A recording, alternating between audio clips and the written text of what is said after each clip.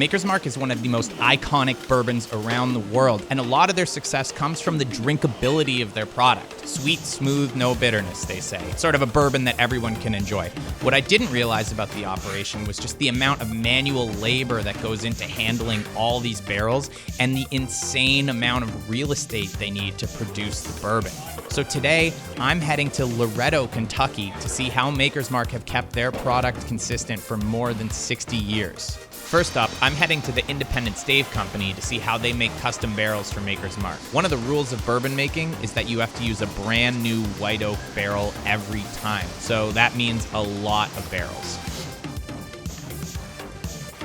So in terms of the cooperage process, kind of what we're looking at here, this is really the first step. This is called seasoning or air drying. Maker's Mark barrels, they're gonna be a little bit different, right? So they're gonna have like that 9 months, 10, 11, 12 months of seasoning, right? Okay.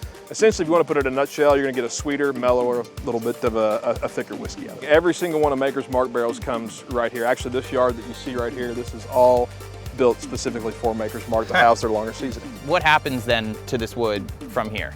So what's gonna happen here, we'll process this wood, it'll be dried, and then it'll go into the cooperage. We'll actually form each stave. We'll form them into a barrel. We'll char it, we'll send them on down the road.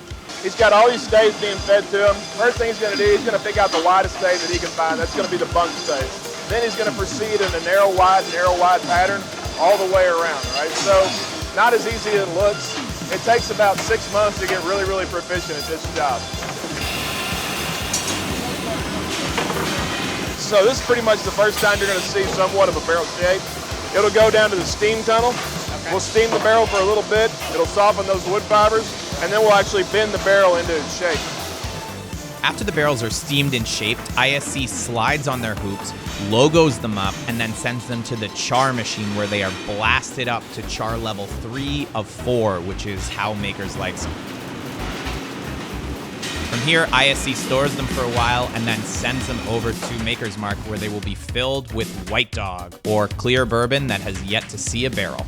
To start the bourbon making process, Maker's Mark gets 8 trucks a day of corn, barley, and wheat, which they will combine with water from their lake and turn into one of the world's most famous bourbons. You know, the first step of making whiskey, once you've sourced the grains from the local farmers, is you got to grind that grain up. Okay. Right? You can't just use a whole kernel. You have to grind it up. So all the grain that we're going to process through the distillery, corn, wheat, malted barley, will all get ground up in a roller mill.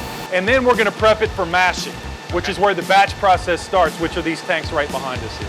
The job of the mash cooker basically is to release the flavor that's in the grain and convert all that starch to fermentable sugar. In your time here, have you changed any element of that, or has it been the exact same forever? It's been the exact same. Once the mash is cooked and all the sugars are released, the mixture is piped to a giant open fermenter and combined with yeast. This is a fermenter that was just filled.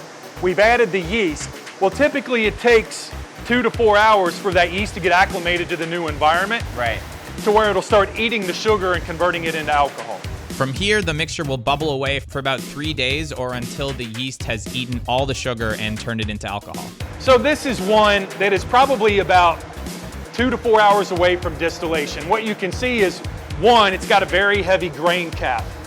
So is it really as simple as the second the bubbling stops, you want to drain it? For the most part, yeah. I mean, with fermentation, it's pretty easy to tell just by sight where it is in the process and whether or not things are close to being completed. Next, the fermenters are drained and sent to one of the distillery's copper stills, which use a series of plates and steam at about 216 degrees to carry the alcohol up as vapor and drop all of the solids down below. From here, the alcohol vapor is cooled back down into a liquid state, forming what is called White Dog, or a high-proof distillate ready to be aged in a barrel. So this is Maker's Mark. Yeah, this is Maker's distillate. High-proof. Yep, 130 proof, 65%. All distilled spirits are going to come off still, looking just like vodka, right? So it's the barrel that's going to give it all of its color, and then obviously a lot of its flavor as well. Right. At the cooperage, they said that the secret to Maker's Mark flavor was the barrel. Yeah, I know Andrew very well, and that's exactly something Andrew would say. He'd like to believe that he has that much impact on Makers. Right. Andrew's a good friend of mine. Everybody's always asking, you know, what's the percent impact from the barrel? I don't know that that can truly be quantified because there's so many things that go into it. Well, we can know because we can taste it right now. Yeah, you can taste it, yeah. All right, well, cheers. Yeah, cheers. It's kind of good. It's got like a lot of vanilla and grain and... Right. So this will get cut to 110 proof and then put in one of those brand new oak barrels. What do those barrels cost you? I don't want to get too much into that, but I mean, they're going to be upwards $100, $200 easy. Cool. Oh my God. So like, when you buy a bottle of Makers, I mean, you're buying some stuff. Yeah, it's not cheap making good whiskey. I can tell you that. Next, it's time to head to the filling line to see our freshly distilled White Dog get put into barrels. So this truck is coming from Independent State in Lebanon, Kentucky. Right. These are the new white oak barrels that they produce for us. These are the ones we just saw get made. Yes, sir. Cool. And so from there, what we're going to do is visually inspect these barrels for any quality defects. So you can see here from that visual inspection I told you about, Yeah. this barrel has a cracked head here. Okay. See that crack down through there? It's at the very bottom of the barrel. Right. This is going to open all the liquid's going to leak. Oh, so wow. I'm not going to put liquid in. Yeah. I'm going to send it back for them to replace This is the that. kind of thing you wouldn't even notice just looking at the barrel now. That grain's going to have a knot in it. Could lose your liquid. So anything, we're not going to chance, right? Yeah. We want a good quality barrel, and ISC always. It's a big investment. It's real estate, it's time, it's a lot of whiskey. Now it's finally time to fill the barrels with White Dog. All right, yeah, you want to let me Sure. do some of your Do you want to work fill here? or you want to buy? You Let do me it at 'em. all. Let me at 'em. All right. What's the worst that can happen, you know? You can get soaked. Okay. That would be you the were worst. very quick to say that. Yeah, you can get That's soaked. maybe a little. I don't know if you got like a change of clothes or something. You're going to hit your foot pedal. Yep. You're going to row. You want the bung to be like that. Yep. You're going to hit start one time. It's going to start bringing it down. You're going to hit start again. It starts it. You might want to get over here. It'll take off from you. There you go. Uh-oh. All right.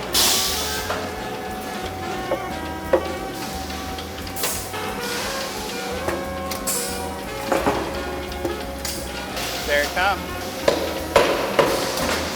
You kick Foot the pedal? pedal, it'll release it. Now you can roll it on. Peace, bro. You got it. Is this all of the Maker's Mark in the world is going out through these two pumps? Yep.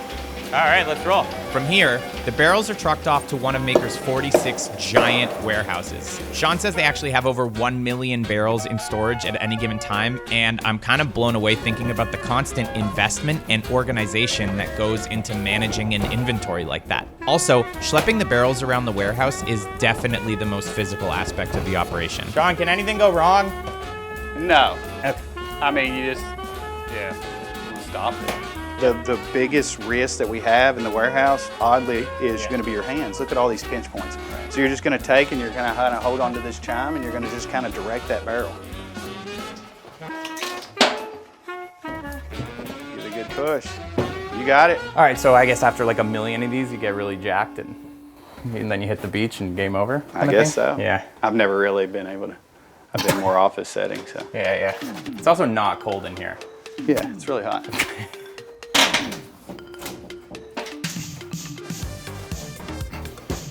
So now these hang out for how long? 5.5 to 7 years. There are a bunch of steps left to get the bourbon into the bottles, but now I get to try some of the cask strength makers, which is just makers before they add lake water to bring it down to 90 proof. All right, so if you'll hold this for me real quick. What we got to do in order to get this bung out, we've got to hammer around the area, and hopefully it's going to pop out. So, ooh, one shot. That seemed like you had it set up. Well, to you go. know, I'm just really good at this. It's liquid gold. All right, this is, yeah. Cheers, thank you. Cheers. Wow. Tastes better in a warehouse, doesn't it? It still isn't bitter. Like I thought because it wasn't filtered yet, you'd maybe get some more harsh notes. No, I mean, we work hard to keep bitterness out of the process. Right. Now it's time to get the whiskey out of the barrels with even more fun barrel technology. I love barrels. I love rolling barrels. This is the best. All right, this is really freaking cool, you know? So you take and roll that barrel onto the track. Just watch your hands on top. There you go.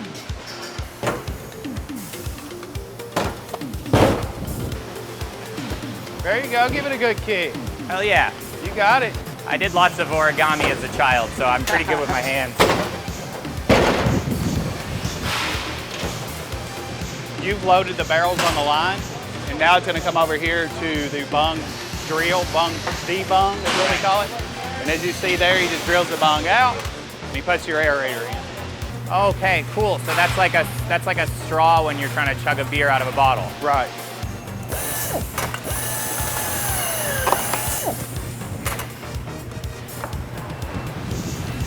It's a lot more. This one's more intimidating because this thing comes down heavy.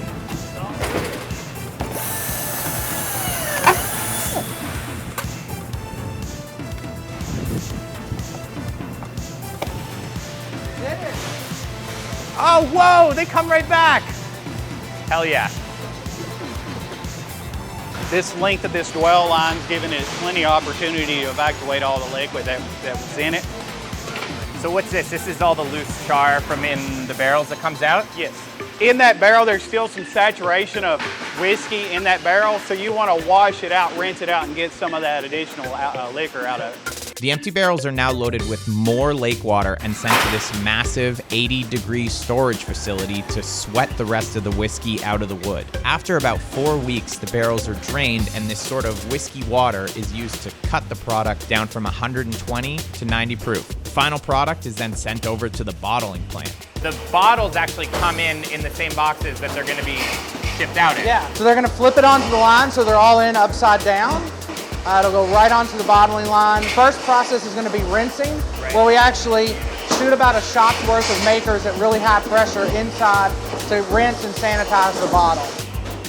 After a tiny bit of whiskey is sacrificed to clean the inside of the glass, they are finally ready to get loaded up with Maker's Mark bourbon. From here, the bottles are capped off, labeled, and then sent over for the famous red wax dip. It's probably one of the most iconic pieces to our package is that red wax seal at the top. So every drip is a little bit different. Everyone has their own little style to it and kind of how their bottles tend to end up. It's pretty mesmerizing. It is, isn't it? Do you get a kick out of seeing them in stores? Yeah, but a lot of times when we go to stores, we're inspecting the quality on them to see how they look on the shelves. When someone first starts, how can you tell that their wax isn't as good? You don't have as many drips coming down the front. You want more drips? Yeah. What do you think of these different wax jobs here? What do you like in your dip? My personal preference, I like a little bit longer dip. So like I like that one. Yeah. I do like the drips. This is one some people don't like. I don't mind it if it goes down. All right. Again, it's just something different. This one's got a couple That's really a heavy hands. hand there. That, wax is money, right? Hey. The finished bottles are finally boxed up and sent out to the world. The last step for me today is to try some of the final whiskey with master distiller Denny Potter. I mean, I think the hardest thing for all of us, you put all this time and energy into getting that distillate into the barrel, and then you got to wait for us, on average, 6 years to really figure out whether or not we got it right. I don't know what I'll be doing in 6 years. Hopefully I'm still here, but. Can I pour you a little? Yeah, please. Cheers. Yeah. I mean, it just tastes so different now, having seen everything. Part of me wishes you were like, oh shit, I gotta check something on this one here. Well, if we've done our job, it's rare that it gets to that point. It's crazy because every step is good, right? I mean, even the still. It all plays a part, right? I mean, individually, they're all good, and we know what we're looking for in each individual step. Right. But it's all got to come together, and if any of that is off, you're not going to end up with that. Sweet, smooth, no bitterness, and that's, what we strive for in every bottle of Maker's Mark, and I think we've been able to do that. That's how I would describe my day here today, Sweet, smooth, no bitterness. Crawfish are a legendary freshwater crustacean typically harvested in Louisiana. About 40 years ago, rice farmers like Mike Verger stumbled onto the fact that the 2-year growing cycle of crawfish synced up perfectly with the 2-year growing cycle of their rice crop. Now many of Louisiana rice fields are seeded with baby crawfish every other year, which has created an entirely new source of food and income for farmers in the bayou. Today, I'm in Branch, Louisiana at Fruget Aqua Farms to figure out how Cajun crawfish produces over 1 million pounds of crawfish every year. Hi, welcome to Dan Does. Great. So what stage are we in right now? You're in the early summer, Okay. and we're in the canopy stage of the rice crop. We've got cooler water down at the bottom. We got a canopy on top to protect the crawfish, and now we can introduce crawfish to this field. If you just came out in this field when we first planted it and just dumped crawfish out here with no cover, the birds would get them all in a matter of hours. Right. Or the heat would get them. So it's more like the rice as a crop just provides the perfect habitat for the crawfish. And that's kind of how they came together. Yeah. In a few months, the rice will grow out of the canopy stage and be ready for harvest. From there, the fields are flooded to about 2 feet of water to get ready for crawfish harvesting. Once the crawfish are harvested, the fields are drained all the way down and another round of rice is planted and the cycle continues. This is the boat that we are going to take out to harvest crawfish.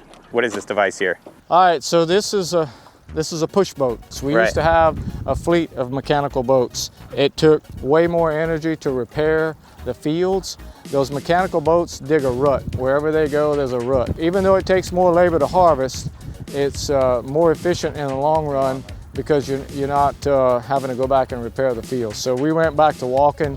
It's a greener version of crawfish farming. So what we have here is a bag of artificial bait. So it's basically little biscuits, you know. We put 1 or 2 of these per trap. Okay, we'll grab a trap, sort it, and then refill the trap with the bait. Correct. So why do we need the gloves? Because the crawfish are... They're nippy? They're nippy. Sorry, I should have helped you. Yep, you're fine. This is called a pyramid trap. Doesn't look like much, but this is high-tech crawfish farming. Me and my brother and a few people around here sort of invented this top, believe it or not. The way the trap works is you have these flumes. Right. And the crawfish crawl in, they go to the bait, and theoretically they can't crawl out. See my boat's getting away from me? Okay, so it's a dance. It's a dance. Well, the guys that do this every day, they know exactly how to hold this boat, and they got it down pat. I suck at it because I don't do it every day. You're an office cat now? I'm an office cat, exactly. Harder than a shopping cart, I will say. Yeah, harder than a shopping cart. So I'm actually kind of nervous. So I'm going to pull this thing out. Pull that trap. And then flip it? And flip it. Holy, what the shit, Jesus. You got a load right there. That's crawfishing.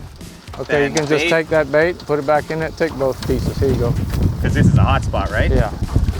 So then I push them in. So that was a good load then, right? Yep, that was a good one. As you're pushing along, you can swipe them, and that saves you a little time. Swipe as they're pushing. Holy Christ, bugs. Oh yeah, I can really feel it nipping on my gloves.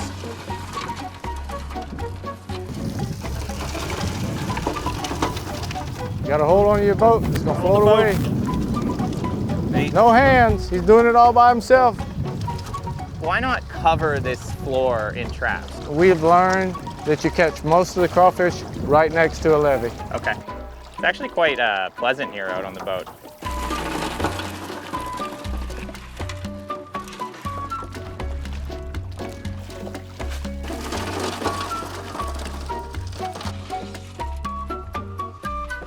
Mike, I feel like I'm doing honest work here. You are. This is about as honest as it gets right here. I've lost the boat. I've lost the bait. Oh no. It's gone. Don't worry about it.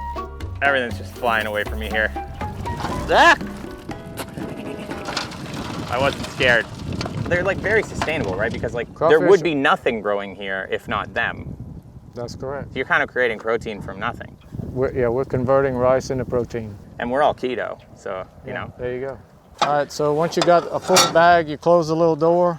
Yep. And you pull each section of the trap.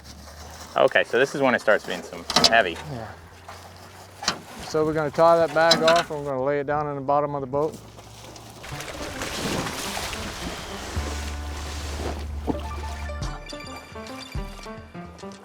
All right, so now we wrap it in this burlap sack here. Yeah. So from here, someone's gonna come by with an ATV, bring these back, and then we'll sort them. Correct. And we'll cook off a few of them. That's correct. Thanks, guys. From here, the crawfish are brought back to the processing facility where they're washed, graded by size, and then packaged to go out to customers. All right, Mike, we're back. We're in the processing line now. Yeah, we're in the processing line. Who's this man here? This is Ed Guidry, Director of Operations over here. Ed runs the whole plant, actually runs the whole farm, him and another guy. Just like this? Yep. And then spread it? Yes, just spread it over the top, just like that. Wow, this is so like cool. that, just shake them out. And it's clearing little bugs and little debris. Correct. Okay. and the mud. How fast do you want to do it? Oh, you can do it faster than that. You want to keep the belt full. Okay. So this machine is not moving very fast, but it's moving a little bit faster than you, right? When you harvest a crawfish out the field, everything gets in the trap, small or large. That's what the next machine does, is separate those by size. All right, let's cruise on. So there's essentially three sizes. 3 different sizes right here. This is going back for seed. Correct. That's a medium to large, and that's the large. So the way that the grater works is there's a series of tubes along this line, and they slowly spread out as they get to the end there, getting wider and wider. So here, only the little guys are let in, and these ones are gonna go back to seed to set up for next year's crop. And then the middle and the large are here. These are the ones that are going out to the customers. This is one of the final stages. He's sorting by eye to make sure there's no dead ones, no weird dead stuff. ones, no fish, no turtles. You know, the snails are a bad problem this time of year. We're scanning here to look for ones that are banged up and ones that are dead. And when they're dead, we toss them in the rejects bin. You don't look down, you look up. Okay. You look up before they get here so you can spot them out before they get here. Once they fall on the belt, it's kind of hard to see them. So you see that? You see how that? And it's not moving. There you go, just like that. That's what you want to look for. Look, you got a crack one right here. That one right there. Okay. See, the tail broke off. After you do it for 35 years, you get to knowing what to look for. There's so many crawfish. So what's going on this last step? They're actually rolling up the belt, yep, falling in the sucker, and it weighs about 30 pounds at a time. When they get 30 pounds, it'll shut off and spin, and the man will catch it. They'll take them from here, and they're gonna load them straight on the truck. How'd I do? Good. Hired? Oh yeah, I think so. These are the little guys that are going back into the rice crops. Correct. To get ready for next year. For next year. Oh, hell yeah. All right, so we'll go see them dump off. We're gonna go watch them dump them out. Yep. We spend all that time catching them like we did this morning. Right. Then we go sort them out and we move them to another place. Someday I guess we'll figure out an easier way to do it, but right now it's just a lot of hard work. All right.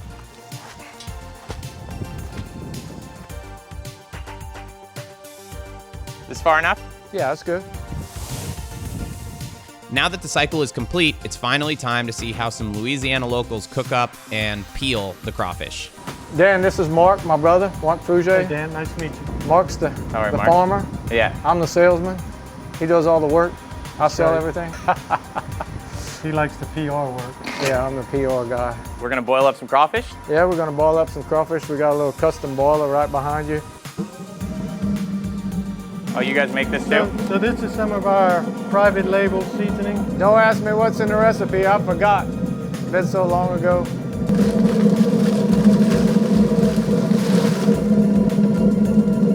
How long now, about 5-10 minutes? About 5 minutes, 10 minutes. You ready to dump? Yes. All right.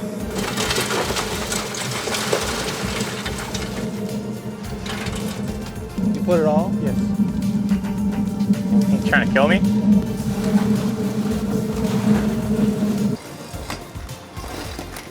Give him some corn. I got a corn. There you go. Now. Perfect. So the first thing you want to do is find the biggest one in your platter. Basically, you put your thumb under the tail. You're going to push in a little bit. Twist. That's hot. And pull it out. You squeeze the bottom of the tail and you wiggle it out. I've already butchered it, right? No, you good. I'll get there. There you go. So you're starting ripping already? Yeah, I'm just pulling them out. I'm just letting Mark demonstrate while I eat. It's like the best part of lobster and shrimp. Pretty much. Exactly. Wow. Mm-hmm. And now we just sit in silence and... So now you drink a beer or you drink water or whatever. You talk a lot. If you have talk a lot. Big family here. You said when you guys first started, crawfish were just like a thing that someone would occasionally have, right? And now it's a giant an industry. Yeah. Thank you guys again for having me out here. You're very welcome. We really enjoyed having you guys. With demand fueled by America's obsession with sushi, eel consumption has grown like crazy over the last 20 to 30 years. The wild thing is, most of the eels eaten in America were actually caught here as little baby glass eels, flown around the world to grow, and then flown all the way back to be served in American restaurants. But one company is trying to change that. So today, I'm up in Maine to see how Sarah Rademacher at American Unagi is building America's only glass eel farming operation. The first eels that I grew were in my basement. That's crazy. I hear all good startups happen there, or in the garage. I didn't intentionally come to Maine to grow eels. There's an eel fishery here for glass eels. It's one of the most valuable fisheries in the US per pound. Like, these eels go for $2,000 a pound as babies. I said, why isn't anybody growing this here in the US? Clearly there's a market. That's really kind of what started this whole dive into eels. Once a year, Maine's legendary glass eel fishermen set out their nets to catch tiny transparent eels that are migrating along the shoreline. The fishermen filter, clean, and weigh the baby eels and then sell them off to farmers. From here, Sarah introduces the glass eels to her tanks and starts the long process of growing eels to be sold across the country live and smoked. This is our glass eel system, where they come in first off the river. So incredible. Look at them. See a little face? Do your eels grow faster than they would in the wild? Yeah, so in Maine, it takes anywhere from 5 years to 30 years for them to reach maturity. And yours can get to maturity in 2 at some point? 7 months to 2 years. Holy shoot. Yeah, our eels are happy, so that way they grow the best, they taste the best. What do eels eat? So when they're young, they eat everything from algae to insects. Right. And then as they grow older, they start to eat more fish. The cool thing with fish farming is fish are one of the most efficient sources of protein. So with our eels, 1.4 pounds of fish feed will produce 1 pound of eel. When you compare that to other animals, like something like a cow, it eats 10 pounds of food for every pound. Yeah. For every pound, yeah. Why is that? They have less excrement? They're cold-blooded, so they don't spend a lot of their energy making heat or warming their body. The other thing is you've got them in water, so they don't have to deal with gravity. So she's just turning on the feeder now. So what is actually happening in this device? So basically, as this spins, it drops feed in for the eels. Oh my God, that's so cool. So what's the point in this basket? It's just a good way for us to have the eels come up here to visit. Yeah. It allows us to see how the eels are doing, make sure they look healthy, their fins look good. It also helps prevent us from making sure we don't waste any feed. So the basket will catch it. We can make sure that we're not overfeeding, underfeeding, all of that. And it's just nice. It's fun. I love these fish. Part of this is just fun? Yeah. Look at all those chubby little faces. So what would happen if there was an eel in here that was just a much faster grower? It wouldn't eat the same size feed. It would be a bad farming. So as they grow, we have to make sure that they're with like sizes. Right. So where does the poop go? Keeping a clean tank is a big part of keeping our eels happy and healthy. So water is constantly circulating actually this way. And what happens, same way when you flush the toilet, is you get waste coming to the center. This pulls it up off the bottom and then runs it through this drain. All of those drains drain the solid waste down into a central drain that then runs through what's called a drum filter. Water is constantly circulating through the whole system. It first runs through a drum filter, which uses suction to pull water through a fine screen to catch solid waste. And then it runs through a pool of biomedia, which adds back beneficial bacteria. So then what we do is we have to make sure we have good gases. So it's taking out the CO2 and adding oxygen. From here, the eels getting close to market sized are moved to the next room where they have bigger tanks and bigger feed. We're going to be growing a lot in the next year and building a new facility, but this is where we're doing it right now. It's the same sort of components that you just saw. We're removing solids, we're cleaning up the water, we're sending it back into the tanks. When the eels get to a certain size, we're able to start pulling the eels off for harvest, grading them by hand. Ready time. Okay, here we go. So, oh, crazy. So these are, they are different sizes. Yep. So this is just a very simple grater. It's kind of designed similar to what the Japanese farms do. What's going there? Anything that needs more time to grow. So most of these eels need more time. Yep. We're very picky on what we're putting out. So sometimes there'll be ones that they're big, but we know they're gonna get bigger. So Yeah, because like, see, like this guy, like that's a nice size eel, but it's long. Right. And so we're like, would rather wait to sell out, you know, a larger product and more consistent. Plump, exactly. Are you gonna touch an eel? Sure, I'll touch an eel. Okay. Oh my God. All right. Well, this guy looks pretty big here. Nope. Oh. Takes a little bit of getting used to. Did you? Yeah. Big guy. Were you able to get one? Nope. You can't give up. I'm 0 for 2. You said they weren't slimy. I guess I'm just used to it. I don't know. Oh my God. How do you do it? Is there a method to this? You gotta stay relaxed. Yeah. This, okay. Nailed it. There you go. Good job. I don't know, I was looking for way too much praise there. Let me get one more big one. There, Or are you this just one. looking for an edit so you look good? No. First time. No way. You know, after we've sorted them out into the sizes, we take the ones that are ready for harvest and they actually go into a purge tank. So they hang out, we drop the temperature down, let them get relaxed before we either ship them out or process them. So they'll hang out here for a couple of days. Again, water temperature drops, they get relaxed and chilled out. And then we either sell them live, so we'll bag them up, ship them out, or we'll send them down to Charlie. The next stop for these eels is 2 hours south in a town called Bremen, Maine, where Charlie Walsh processes the eels and prepares them for smoking. We hold the eels on an ice slurry to keep them very cold, but then also protect the skin from oxidizing. And so end up with a beautiful product that has just been bled after being quickly dispatched.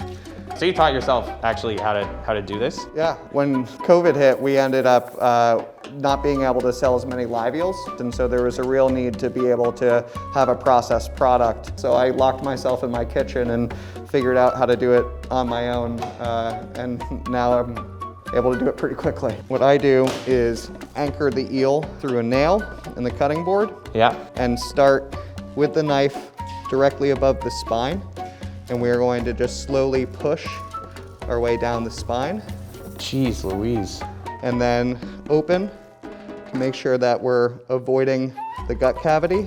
And then very carefully work down the fish again.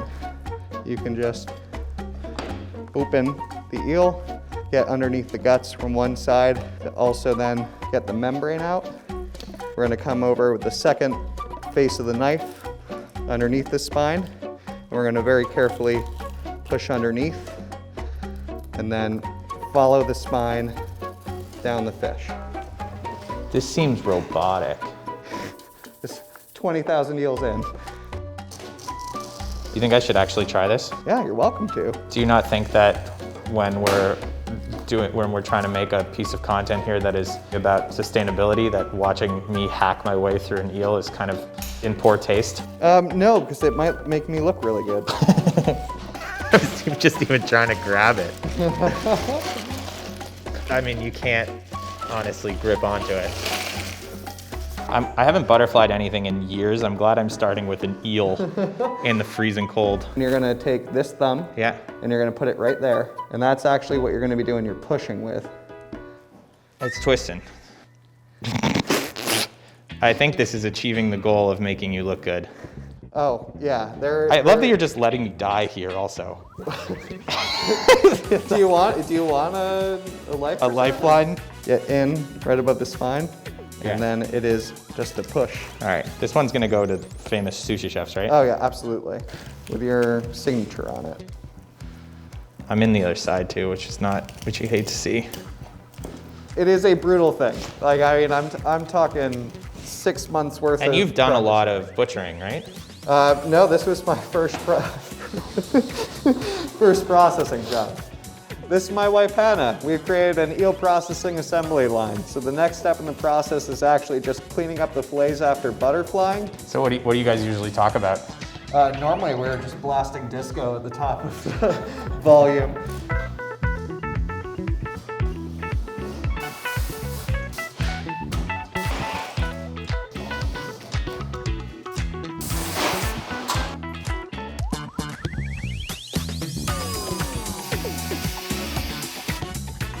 Again, customers can buy eels one of 3 ways. They can buy them live, they can buy them butterflied, and they can buy them smoked and ready to eat. All right, so we've seen all of the work that goes into getting these amazing fillets. So now it's time to see how you guys cook them. Yep. You developed the recipe for the smoked product like right here, right? Yeah, in this smoker in this backyard with Sarah, yeah. It is just a 9-minute brine in a 70-degree salt brine and hardwood smoke. That is it. These have been on for about 3 hours. Yep. Let's pop them open and have some eel. Absolutely. Oh my God, We have look nice, at the color. beautiful fillets. This is a beautifully smoked piece of fish. The smoked eel and having that over the cutting board the first time was one of those like epiphany moments in this whole journey of I have to make it. And it was kind of the real start of knowing that this was a product I was gonna make. Even out of the basement eels. Even more so. I was like, man. You're like, I grew these in my basement? These, no, exactly. I kid you not, it was like, man, it's like one of the best fish I've had and I grew them in my basement. Like, can you imagine when I like can build a facility and like grow this thing, how much better it's gonna get? Truly, I'm really excited to try it right now. Absolutely. Wow. Should we get in? Yeah. Oh, help yourself. It should have a nice buttery. I usually just scrape it off the skin. Not for me. Oh. Not for me. Me either. The meat itself is so fatty and rich and luscious. For people that haven't had it, it's kind of like the best of the sea and the land combined. And that's kind of what you do, I guess, right? Yeah, right? Well played. Well played. Thank you. Yeah, I just want to thank you guys so much for having me up here and of course. showing me all the stages of this thing. It's incredible how much labor and work it is to get from the ocean to here. I mean, for me, it's worth it. For us, it's worth it too. Yeah, no, exactly. The Francis Ford Coppola Winery has become an icon in the American wine game with wines in nearly every price point. You can find Coppola in supermarkets and boutique wine shops and even in Michelin-starred restaurants across the country. What I'm wondering is how can they appeal to all these different markets and make a product that wine snobs know for more than just having a famous founder? So today, I'm headed to Geyserville, California in the Alexander Valley to see how the team behind Coppola uses New World and Old World techniques to keep the product consistent. First up, I'm hanging out with Chief Winemaker Corey Beck, who's been in charge of the operation since the early 1990s. I'll be meeting him at the Coppola Reserve Vineyard, where a team is about to come in and pick grapes for one of their higher-end wines, all by hand. Hi, I'm Dan, and this is Dan Does. So what we have here is our Cabernet Sauvignon. These vines were planted in the mid-'80s, right? So long before you were born. We call this the canopy. These leaves, I like to call them solar panels. The sun is hitting here, all the carbohydrates, all the energy is being generated to ripen the sugar. We like to leave a little bit of the leaves as shade, right? So one of the things we have to battle here is with heat. So we get a lot of the afternoon sun that comes over this way. So we'll keep more leaves on this side. And if you look over here on this, there's not a lot of leaves because we've actually pulled those leaves so we can get light penetration because light helps provide color. What is the window that you can actually pick these grapes? Right now we're blessed with some cool mornings, which we have here.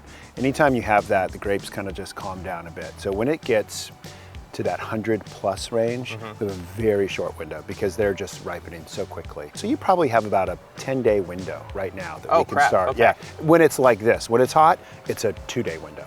Each vine gets its own constant water source, but the grapes are grown on just enough water to survive. For grapevines, you actually want soil that's going to stress the hell out of the vines, right?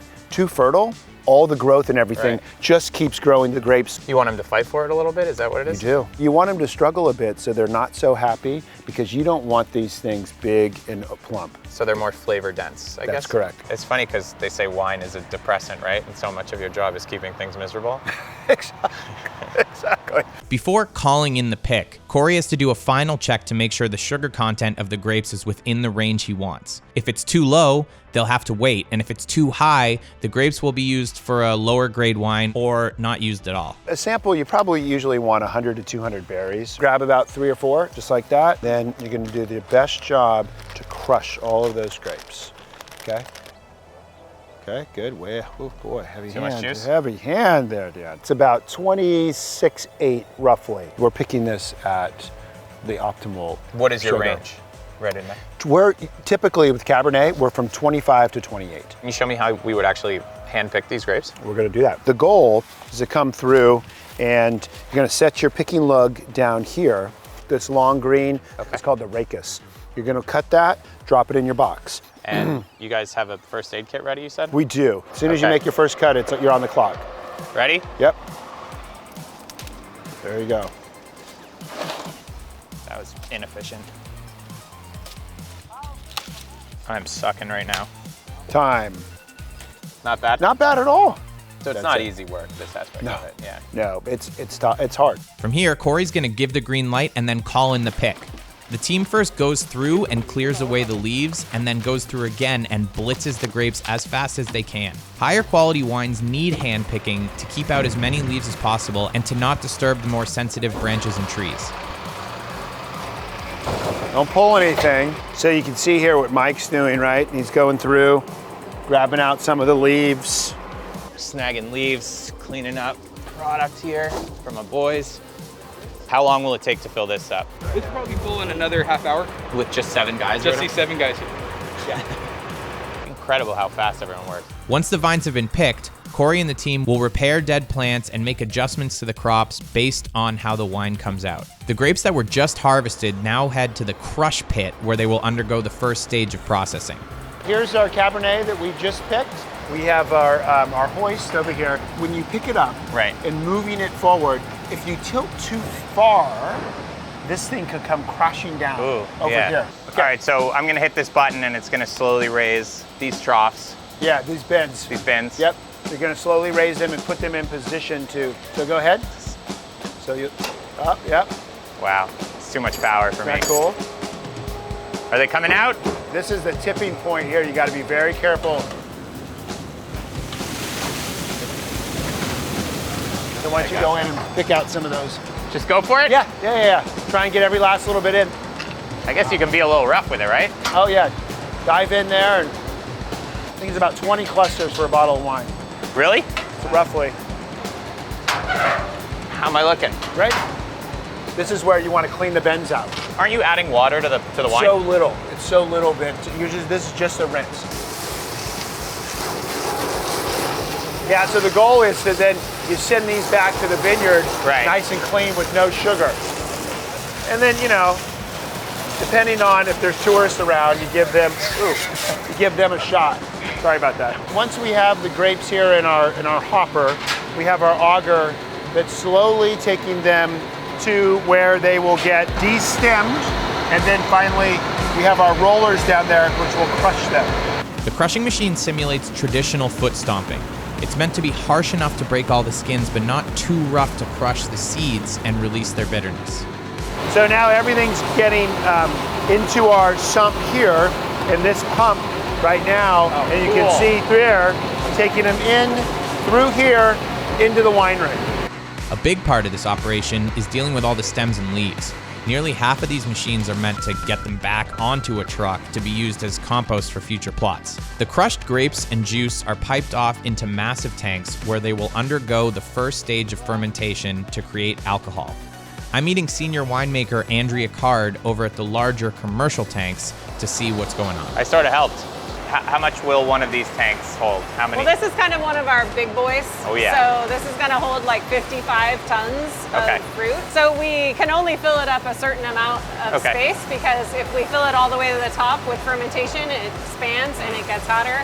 It's just like a boiling pot of pasta. Right. And so then it'll stay in this tank for probably 10 days to 2 weeks, depending on the fermentation. I like that you find this entertaining. Wines like Pinot Noir use an open-air fermentation tank, which is helpful for looking at the way they are constantly keeping the grapes moist and aerating the wine. The process we're about to see happens about twice a day. Andrea, what are you gonna do right now? I'm gonna turn it on so it starts sprinkling. Okay, so this is Is it going? yeah, it's going. Okay. I really thought it was gonna go down and then spin everything, and it turns out it's like Willy Wonka. The foaming is really part of the fermentation process, the yeast reducing CO2. Basically, yeast eat the sugar, convert it to alcohol, burp out CO2. It will form a cap with the skins, as you can kind of see on the top here. And the idea is that we want to make sure that we're getting wine or must juice going through the entire thing. It's a few feet. There's actually some yeast still hiding in the skin, so constantly running the liquid through it helps not only with color, but to create the last bit of alcohol.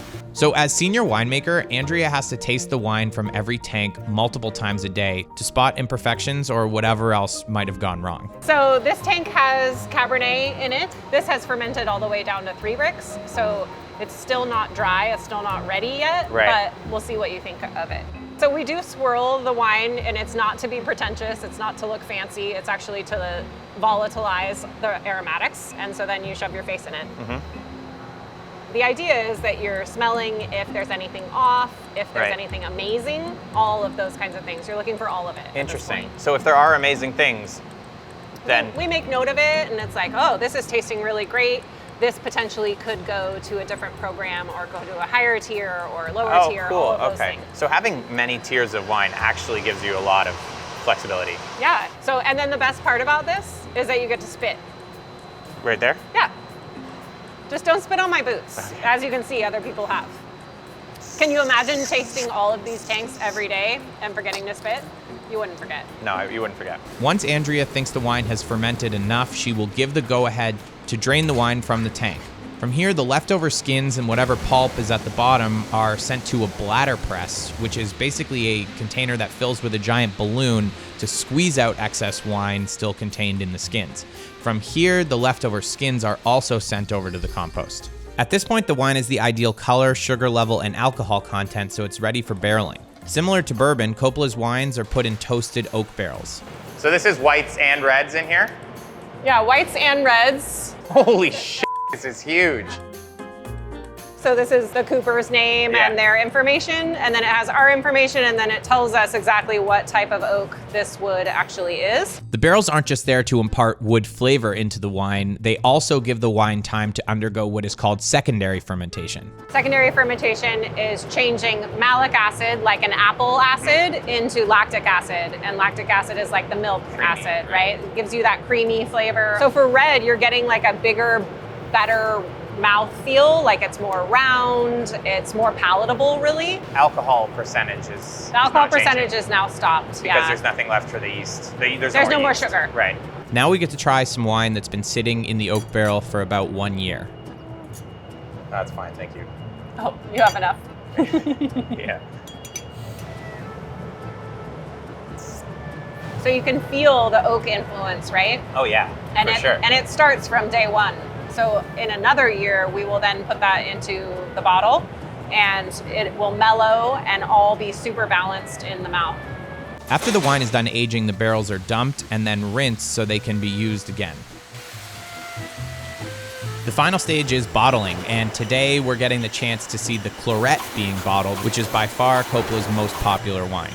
This is what a consumer would find in the grocery store. So this is like our most well-known wine. This is one of the big sellers. Yeah, the most amount of wine that we make is for this label.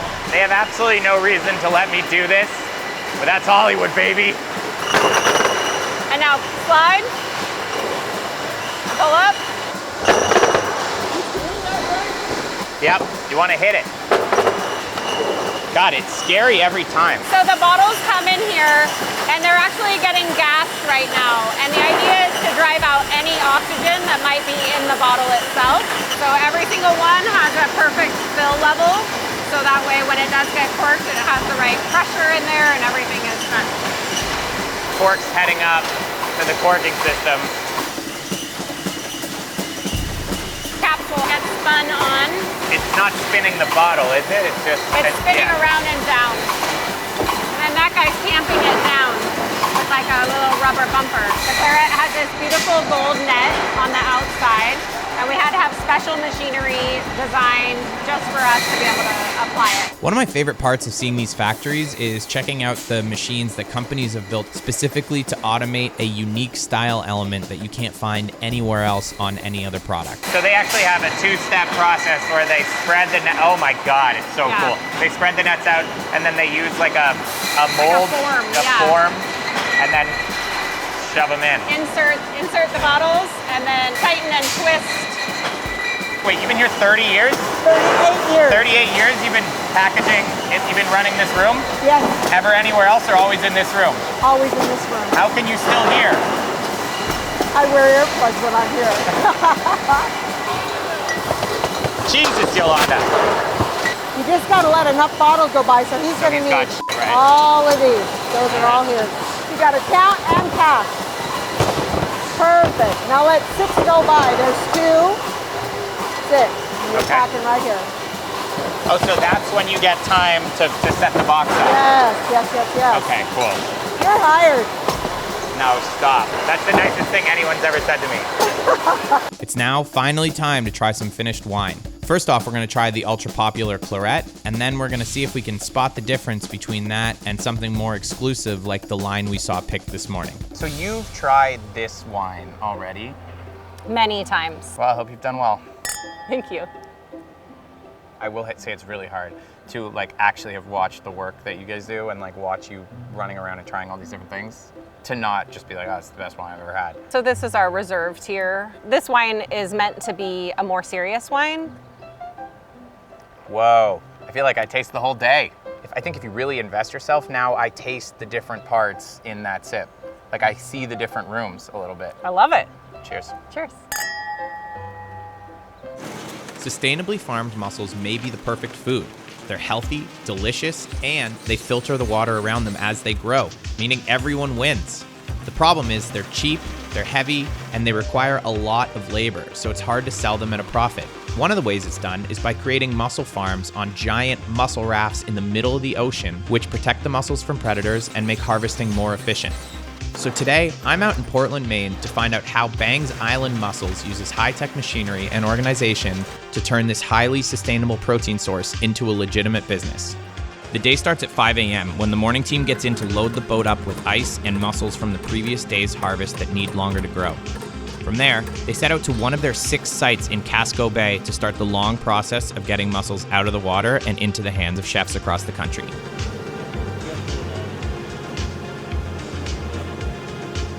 So what is a mussel raft? It's a 40 by 40 foot square that floats in the water year round, and we actually hang mussel lines from the raft into the water, and the mussels actually grow on those lines. That's those these, Each right? one of these ropes is full of mussels. Okay. So let's take a peek. Oh yeah. That's awesome. Yeah, they're kind of heavy. Here we go. These are almost market ready Bangs Island mussels. Okay, so obviously like one of the things you guys have to do is make new lines constantly. Yeah. First step in the process is seeding. So we'll take one of these lines, cover it with mussel seed, and put it in the water. Bangs Island creates new lines of mussels in 2 ways. They drop empty lines once a year during spawning season, and more commonly, they create lines out of tiny seed mussels and mussels that are too small to be sold. So this is the mussel seeder. So essentially you put little guys in here and we make mussel sausage? It's pretty much that simple. So we've already got an empty line here, which we refer to as a fuzzy rope, because it's nice and fuzzy, has a lot of texture. Yeah. That's great stuff that the mussels like to biss onto. It gives them a lot of surface area. Then we'll load on our cotton sock, which is why this is referred to as a socking machine. This will encompass the mussels around the line. All right, let's get them down there. All right, that sounds great.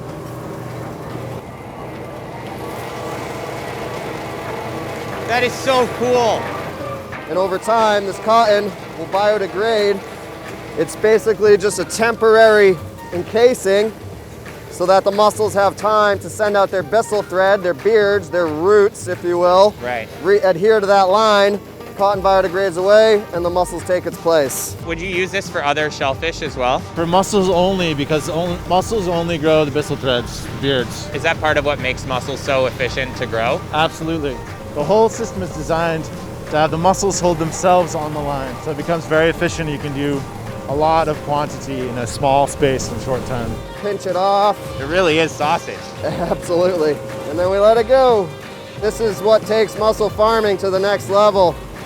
It's a way to control our density. It's a way to create consistent sizing throughout the year, which is what we try to strive for. All right, so this is the moment we've been waiting for. We're gonna pull some mussels out of the water. Yes, we are. So we're taking our slide right now off the boat. We're gonna set it up between the raft and the boat.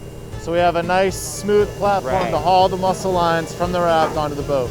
So the first step is clip the hauling line to the mussel line so you don't lose a line, and then you untie it from the raft and let it all fall. It's hauled up just like that.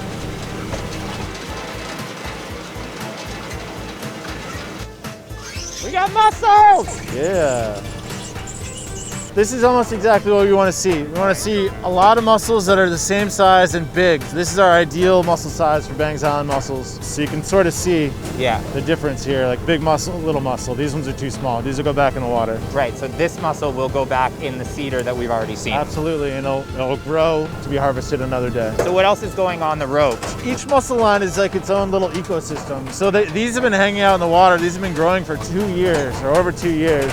So not only do we have some really fantastic big-ass mussels, big mussels on here. Big-ass mussels is fine. All right, but we also have the other organisms that have been growing along with it. So we have some ascidians, also known as sea squirts, barnacles, there are some algae. Right. There's a lot of things that grow in the water, so you never get like a perfectly clean mussel. That's why all this gear is important. It makes it nice and clean and pretty and ready for market. All right, so I'm gonna turn this on. The hauler's gonna spin.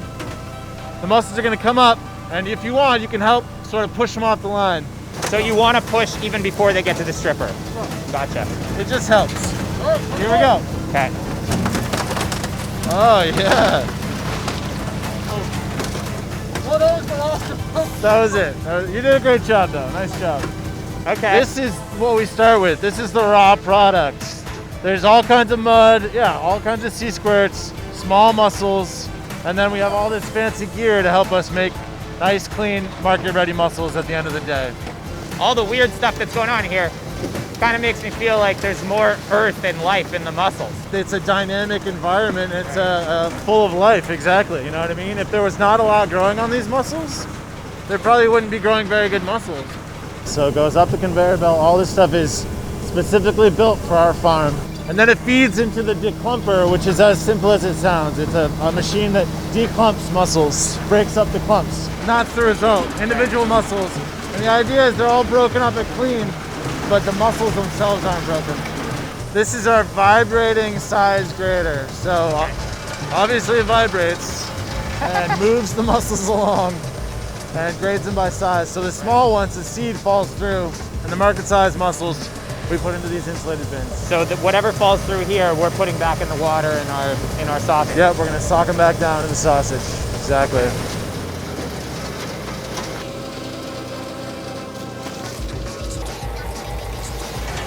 So like a typical day on the boat is you'd come out, you'd say, I need 10 bins or I need 20 bins. Yeah, exactly. Yeah, today we need probably 10 of these and another 10 totes. It's a volume game with mussels. Because they don't cost a lot, you have to do a lot of them. So we really need all this automation and this crew to be able to do the volume that works for our business, to make a business out of it. Can you actually eat them in this stage? Yeah, you want to eat some? Yeah, I already eat one. Yeah, that's good, okay. So you basically take it. Yeah. And you slide it in. You kind of have to cut the mussel in half as you do it. Then you can open it up. Kind of messy. There we go. Yeah. It's kind of like a richer, more briny oyster. Exactly. Like fattier, creamier, right? Yeah. That's really good. They're really good. It's probably a pain in the ass for a restaurant to do that, but I guess they could guess I could do that. You could. It's just like when you cook them, they open and they're like eating. Perfect. Yeah, this exactly. this isn't as inviting. Exactly. So we've still got a lot to do today. We're halfway. We're halfway there. It's time to go back inside and process these mussels to get them out of here. Absolutely. From here, the team brings the day's haul back to the processing facility where they have to take the beards off, polish, and pack the mussels for distribution using another line of super high-tech machinery. Okay, so this is the final processing where we take the beards off, inspect, pack, bag, weigh, and ship. Let's clean some mussels. Yeah, load it in. All the way, nice. Well done. That's really satisfying. Let's go. Yep. Okay, so from here, the mussels are just being loaded through this hopper. This is just transfer, right? This isn't actually doing anything? Exactly, yep. Just transfer onto the conveyor. And the first step in this process is debissing. Yep. It's actually conceptually pretty simple. There's a series of rods that have teeth and they spin against each other and they grab the bissel threads and clip it off. It makes all the difference in the world. I mean, we could not do this by hand at all. It just does not work. This is the beard separated from the mussel. It's just all kinds of fibrous stuff in there. The beards of 1,000 wizards. That's right. So once they've been debissed or debearded, they flow down onto the inspection conveyor where we have several people standing on either side picking through all the mussels to make sure only the best get through to our customers. It takes a lot of work to do this step. You have to be really diligent and focused.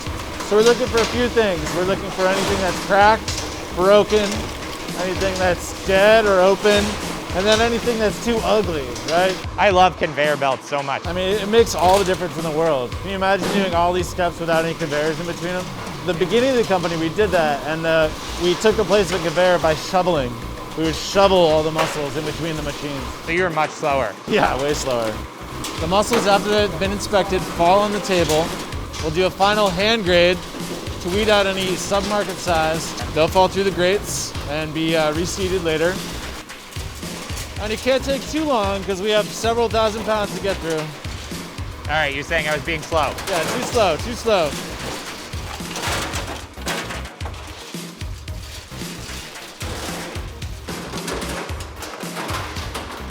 So this is a pretty fancy looking piece of machinery here. Yeah.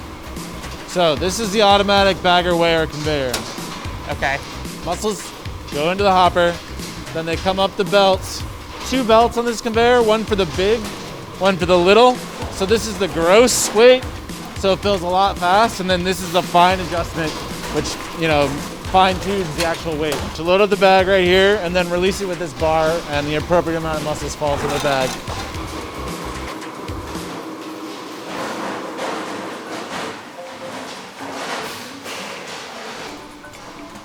Thank you. Should we go cook up some mussels? Yeah, let's do it. Wine, butter, plenty of butter. Shallots, garlic, simple, classic. So yeah, we have some beautiful Bangs Island mussels right here. You'll notice they're larger than average size. What you don't see right now, and you will see soon, is the huge meat yield. And that's a tribute to the way we grow the mussels, but also the sites that we have. They're just very special. Oh, look at that. These babies are Okay, hot. so this is what you're looking for. You want the meat pulled away from the shell like this. Absolutely. These are aliens. These are monsters.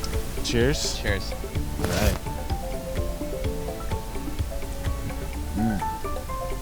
Yeah, I think that's just the best mussel I've ever had. That's amazing. That's sweet. Yeah. It's just, I can't imagine how you would eat something like this, especially coming from you guys, and not see that that it's just such like a good thing for the world, and it's delicious. I couldn't agree more. Well, thank you so much for having us today, touring us around. It's my pleasure. Thanks for joining us.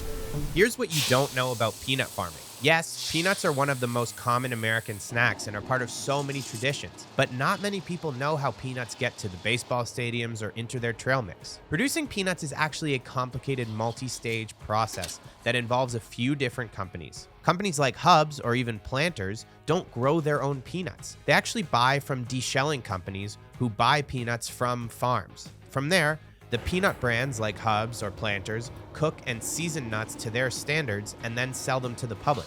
This is how nearly all peanuts get to consumers, and we'll get to the more commercial peanut production later. But to start with, I wanted to visit Elisha Barnes, the only commercial farmer in America who grows and harvests peanuts the same way it's been done for over 100 years. He plants by hand and then shocks peanuts on the pole. Elisha and his team have pulled up the majority of this year's crop using a tractor and digger, but are going through now to pull up some of the last remaining nuts with a pitchfork.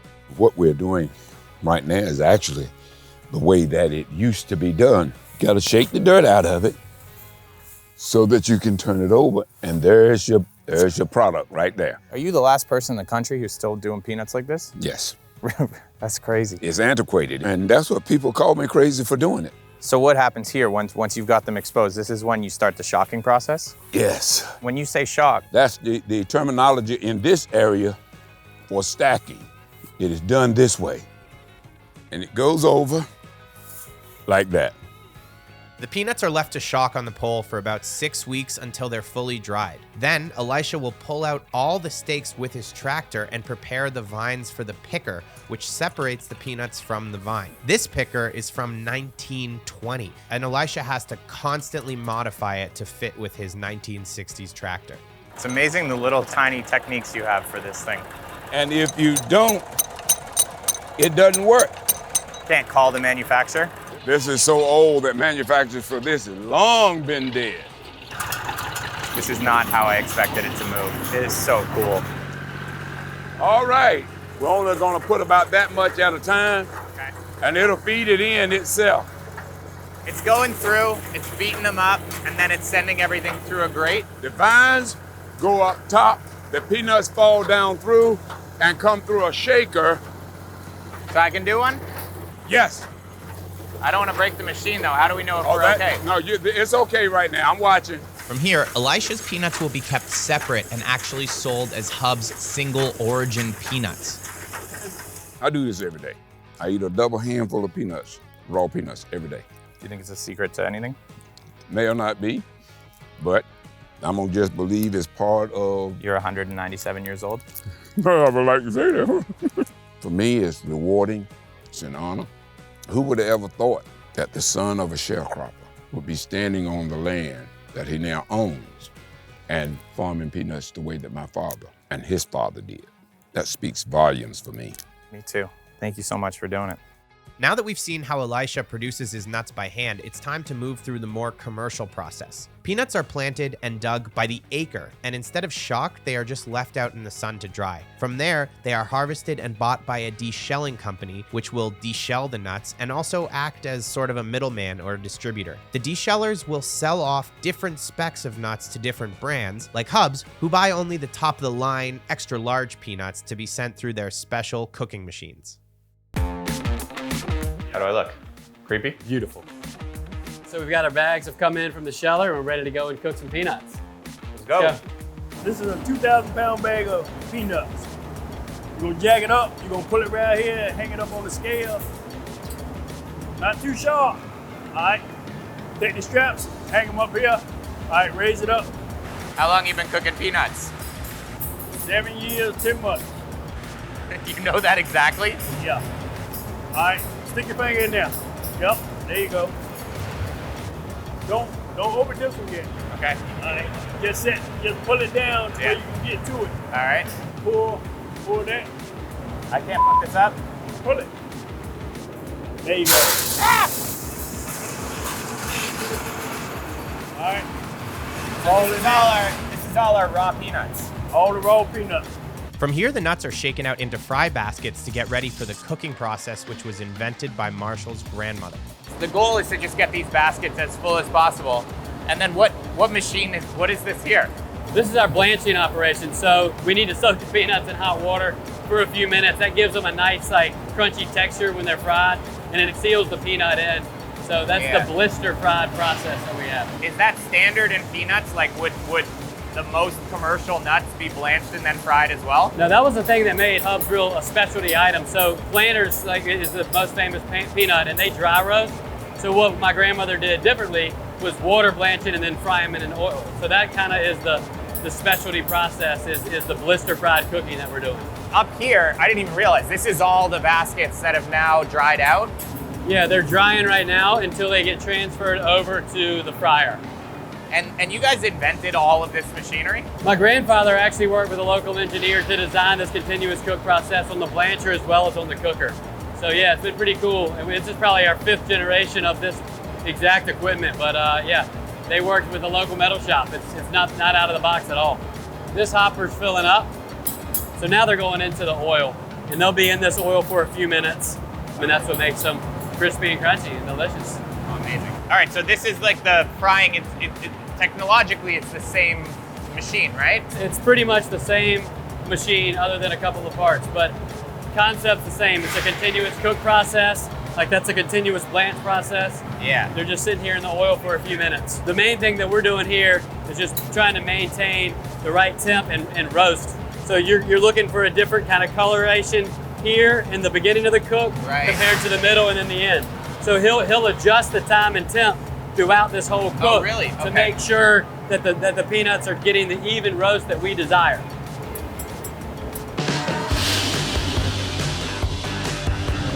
So can I try one real quick? Yeah.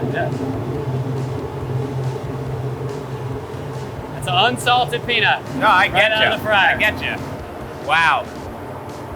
It's got so much more texture. The blanching and then the frying gives it like almost like a bagel exterior pop crunch. That's the point of the blanching. That's exactly right. So they come from the fryer and they go through the dryer right here, and then they're going to go through the salting belt. So they need to be flat so they get an even amount of salt on them. They still have some residual oil. Yeah. Is that enough to get the salt to stick? It's just enough. So this is like the final product right here. That's the final product before it goes into the can. Now it's going to be hot, so I like it after it's cooled a little bit more. It doesn't even taste like a peanut. I mean, we're so used to what a peanut should taste like. It's like a crunchy, delicious vegetable. I say it all the time, like people don't know how good peanuts can taste.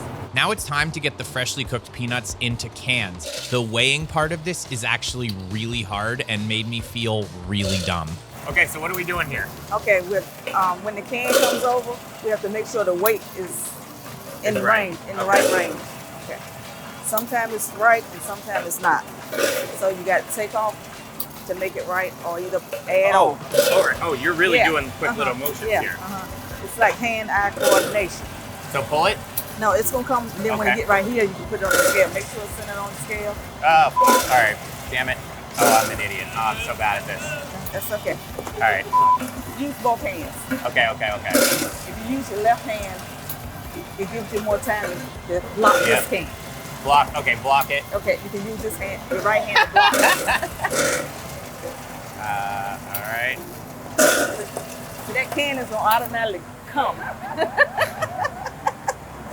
That can is gonna come at you. I know the can's coming. All right. So you just gotta pick up your speed. I love how your advice is the cans are gonna keep coming.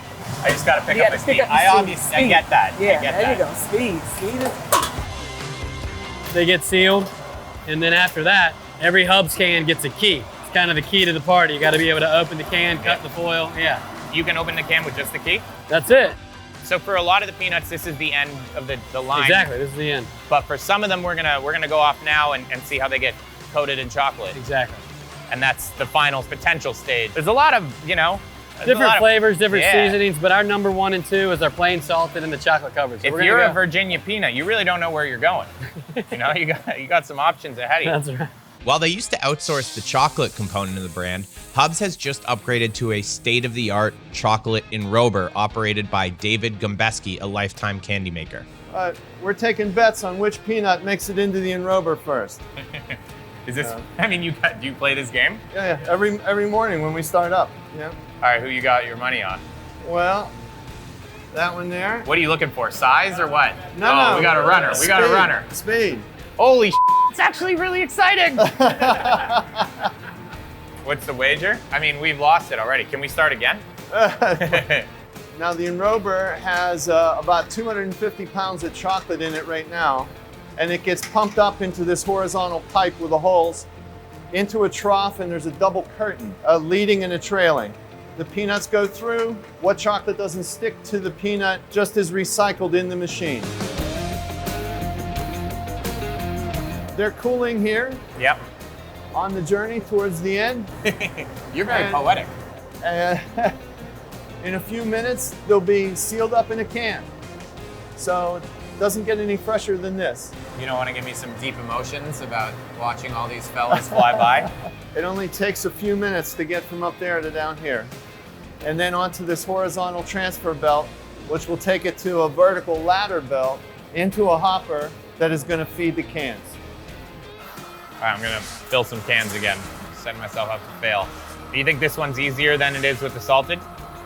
It can be. It can be. You want to try it again? Why not? I already f***ed it up. 2 hands. It's a lot easier with this hand. You're taking your weight out, and with this hand catching the next. Why the f*** I'm doing this again? I'm so drawn to things that I'm horrible at. I wish I could just like come up with slogans for you guys. Okay. Hands keep coming. I got to think about my old friend. That can is gonna come at you. I know the can's coming. At the end of the day, it's wild to see the trajectory of peanuts, including many stages I'd never seen before. From Elisha's farm, where he's hand picking and hand shocking, to the more industrial process, all the way to Hub's unique cook style. Ah! I just handed you a bunch of Most people who cook steaks at home will tell you the only way to get a good sear is with a cast iron pan. But in the last couple decades, cast iron has reclaimed its throne as the king of all cookware in America. One of the fun parts about cast iron is you can find an old rusty pan and nurse it back to health, or buy a new one made by hand by a boutique metalworker. However, the most popular cast iron pans are made by Lodge Cast Iron, where the family-owned business has been doing it since the 1800s. They're available everywhere, they're ultra affordable, and they do everything you'd want a pan to do. So today, I'm in South Pittsburgh, Tennessee at the Lodge factory to see how their process has evolved over time and how they create one of the most consistent and widely loved products in American history. Welcome to Dan Does. The 3 components of a Lodge cast iron pan are pig iron for heat retention, steel for malleability, and finally scraps and reject pans from all around the rest of the factory. The iron comes in and flows out to the pan. These are called... That's pretty loud. Part of the fun. What's that? Part of the fun. Yeah. This is the rejects. At any point, if someone doesn't like what they're working on, or there's extra scrap, they send through here. If a pan doesn't pour right, it's immediately rejected and thrown in. And then if one of our employees sees a defect on the pan anywhere and doesn't like the look or feel of it, they'll throw it back in for remelt so that we don't waste anything. Oh, it's happening. This guy must be so good at that claw game. Everyone makes that joke. So that hopper will move it into the furnaces to be melted.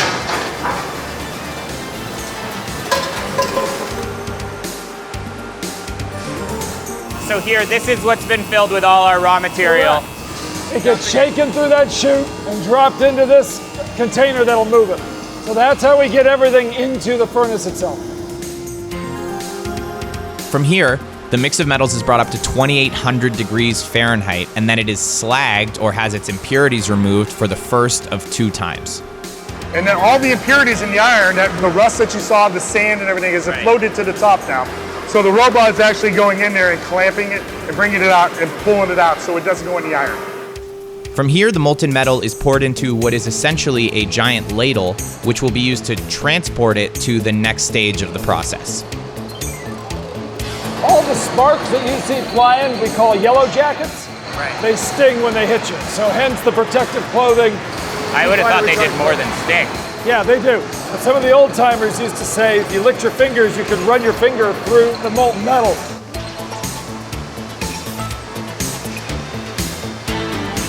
Now the ladle moves from the melting to the molding section of the factory, where it is slagged again before it gets poured into molds made of sand. We've seen the melting, and now we're going to pour into our molds. And our molds have to be able to hold 2,500 degree molten iron. So you just can't use anything. So we actually use sand. Sand just like you would see on a beach somewhere. But you know, sand melts above 3,000 degrees, 3,100 to make glass. Well, since we're pouring 2,500 degree, we don't hurt the sand, and we continually can reuse it over and over again. Part of the thing is you guys move through a lot of sand that's constantly being molded and then remolded, right? Right, we're constantly remolding that sand. We add a certain amount of new sand to replenish the amount that we lose on the castings when we clean them. Right. I feel like people wouldn't know that a huge component of the cast iron game is sand. Yeah, just like they play at the beach. We have a finer sand than traditional foundries run. Our sand is made specifically for our castings. Let's get up there and check the sand. Sure, let's go. So we've mixed all the sand up where we've added the clay and the water, and we brought it and mixed it up, and now it's coming, and this belt then distributes it to our two diesels. So here's some sand. So the sand is really, it's soft and fluffy, you can hold it.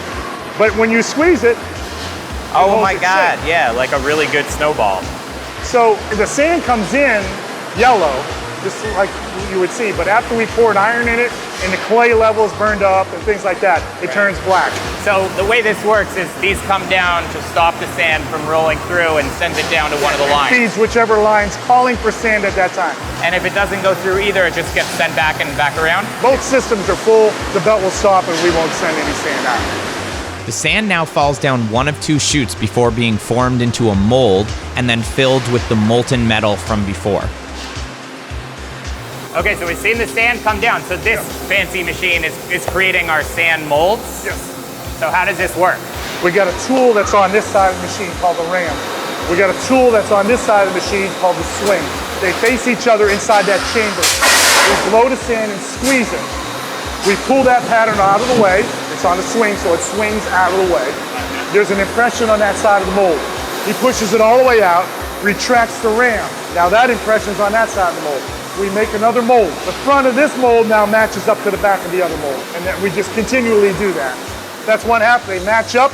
You can see the gating going across and how all that, anything that's a void or a shape in here is a void in the mold, and that's where the iron fills it up. So one mold does not get you a pan. You need the mold and the previous mold. Yes. Or the mold and the next mold. Yes. On this type of molding unit, yes. So we're running the 8SK, which has a logo on it right now, which is our 10 1/4, which has the deer logo on it. Is this hot? No, but it's hard. Remember how soft that sand was I showed you? Go ahead and push your finger in there. It's very, very dense. That's what allows Lodge Manufacturing to make our castings the same every day. Now it's time for the sand molds to be filled with the molten metal mixture that we saw earlier. So it's like no pan, pan. That's right. And about 10 molds down from there, if we wanted to, we could knock the sand out and that casting would be solid. Do you love this part? There isn't a part of the foundry I don't love. I don't like inventory. How's that? I don't like inventory. No. But if you think about what we're doing here, we're taking these raw materials that were nothing when they came into Lodge. In a matter of a couple hours, we're making a brand new product that someone is going to take out of the box and cook a meal in for their families that night. So this is where they dump, right here. They dump off the line here, they go in this shaker pan, they break up a little bit in there, and they go into this big Gideon drum. So right now, all these castings now are coming up the line, and our folks up here know what castings need to go through which production line. Okay. So they're up here separating the gating from the castings, putting the proper castings on the cleaning machines, and the other ones are sending down to the other cleaning machines. At Lodge, this is one of our more difficult roles right here. It's not so much the physical part of it, but it's the heat. After workers pick through and place pans on their respective cleaning lines, any castings, scraps, or pans that haven't made the cut for any reason are sent back through the factory to the original scrap heap where they will be melted and then used in the recipe for future products. These are motors that are spinning impellers, and we're shooting this shot. Oh, it's like a pellet gun. Yeah. So these are the dirty castings that were going in to the cleaning machine, and you can see there's still quite a bit of sand on them. This is how they come out. Is it still hot? Yeah, they're warm. You know what they say about cast iron, right? It holds its heat. It does for a long time. And that's from the pelleting? Yeah, that is from the blasting that we just did. The pans are now washed in an aggressive bath of soap, water, and steel beads before being sent off to the seasoning part of the operation. These feel pretty heavy, don't they? Yeah. They don't damage it? No, it actually does a little burnishing. When you grind on the edge, you create just a little bit of a sharp edge. This will take it off.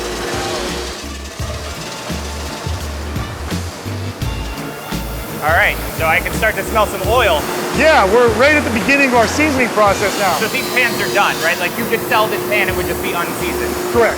And before our seasoning process, that's how we sold them, but we used to dip them in a wax.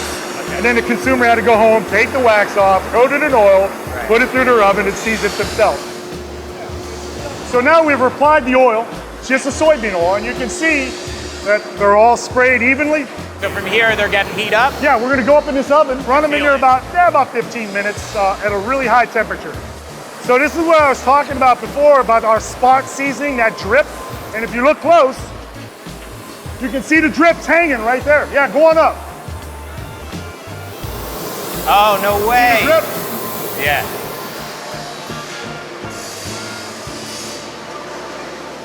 Just right here, just look over your empire.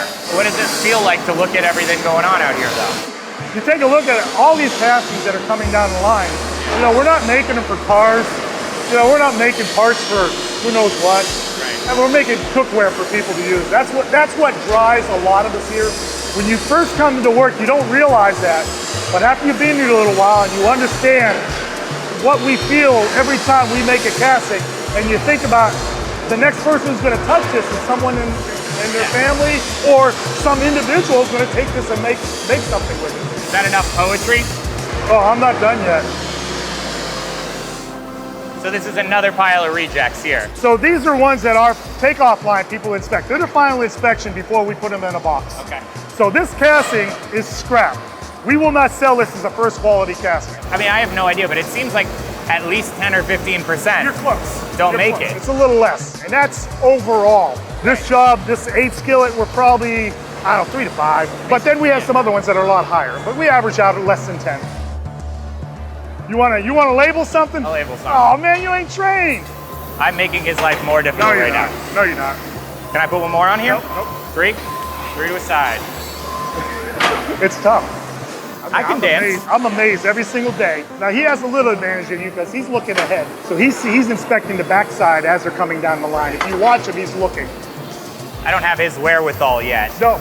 I think I'm losing my cool here already. Okay, push him down. I feel like you have to have 9 arms. Should we bring him on board? You want to bring him on board? Yeah. Fuck, sorry, Larry. Each aspect of the job is actually like its own level of art.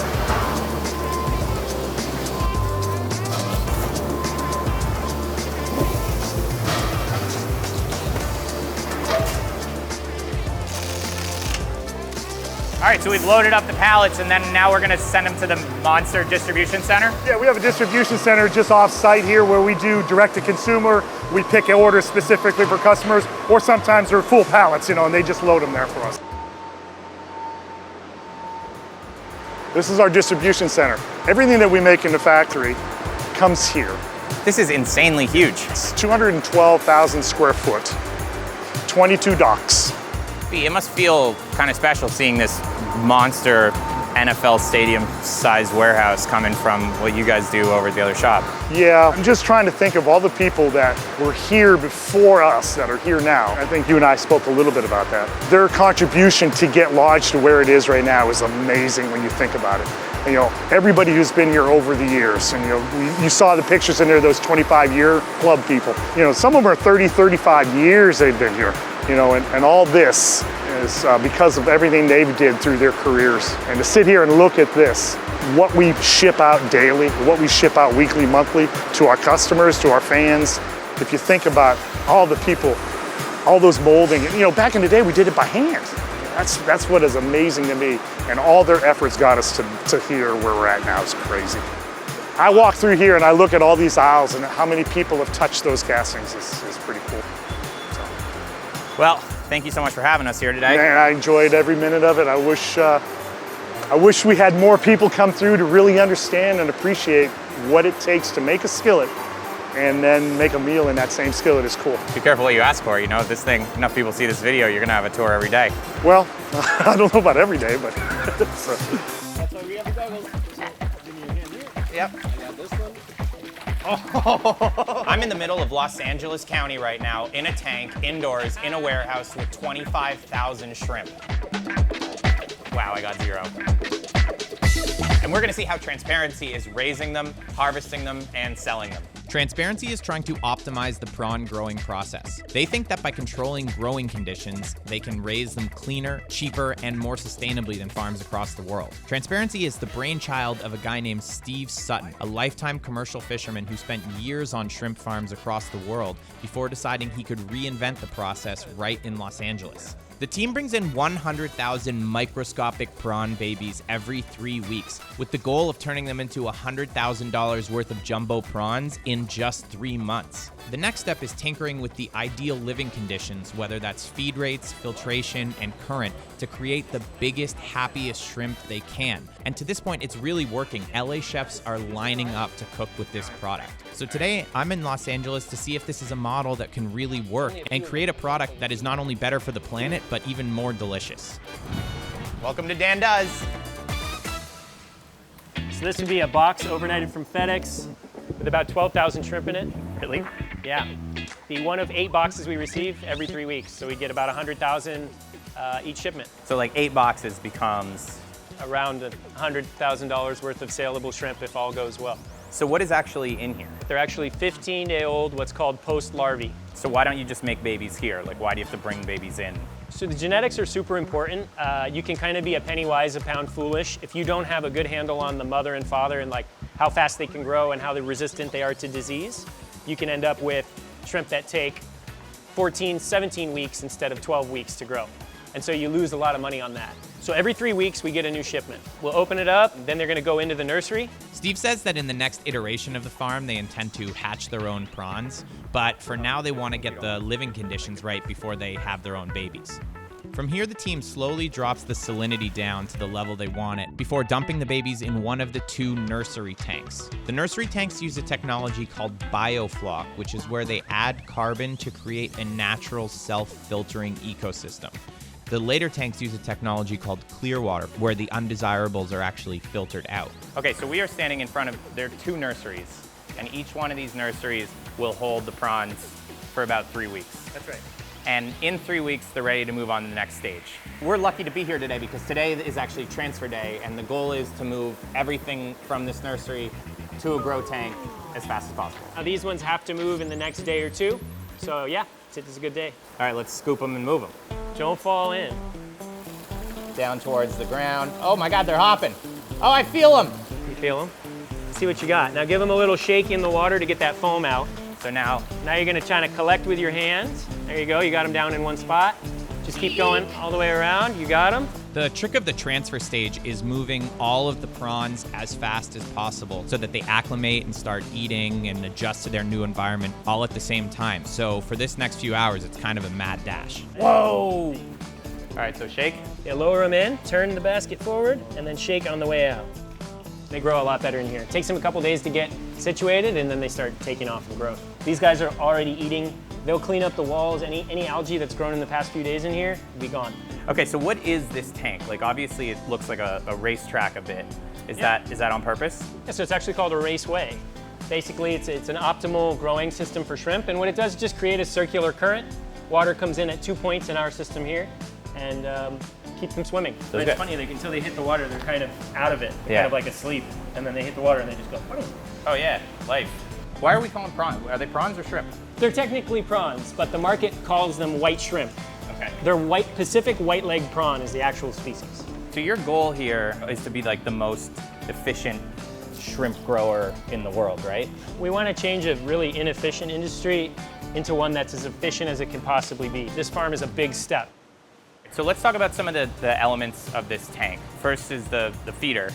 Is this unique to you, or is this like a... No, these are really common in aquaculture. It's just a timer with a belt. So there's a timer here, and the belt just slowly creeps forward.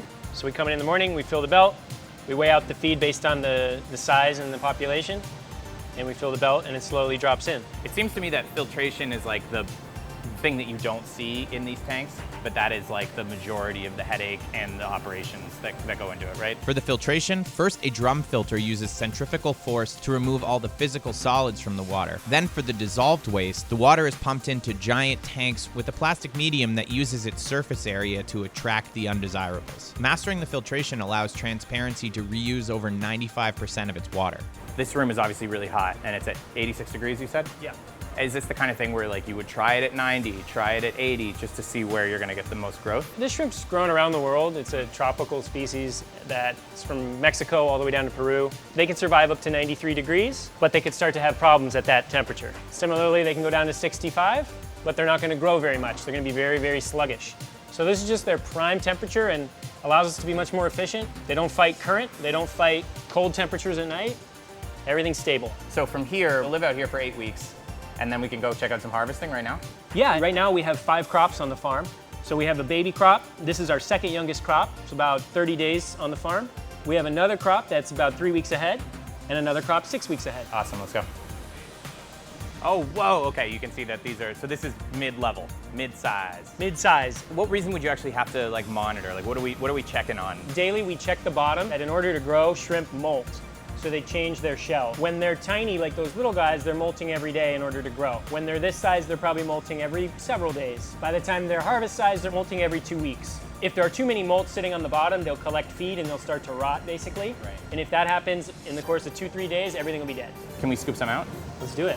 Why are we going to the bottom? Just There's generally more at the bottom. They do like to swim in our system, but you got some, maybe 20, 25. And so very simply, like what is your system here? So it goes through these screens and down these 6-inch pipes into 2 12-inch pipes that go down to the actual filtration equipment. These guys are feeding and they're active, and just like us, they respire, they use oxygen, they produce carbon dioxide. We need to take some of that out, and then it'll be pumped through some sterilization equipment down this 12-inch pipe and to each respective tank. From here, I have to get a wetsuit on so I can actually get in the tank. All right, time to harvest. I'm gonna need you to put this on. Oh, suit? Yep.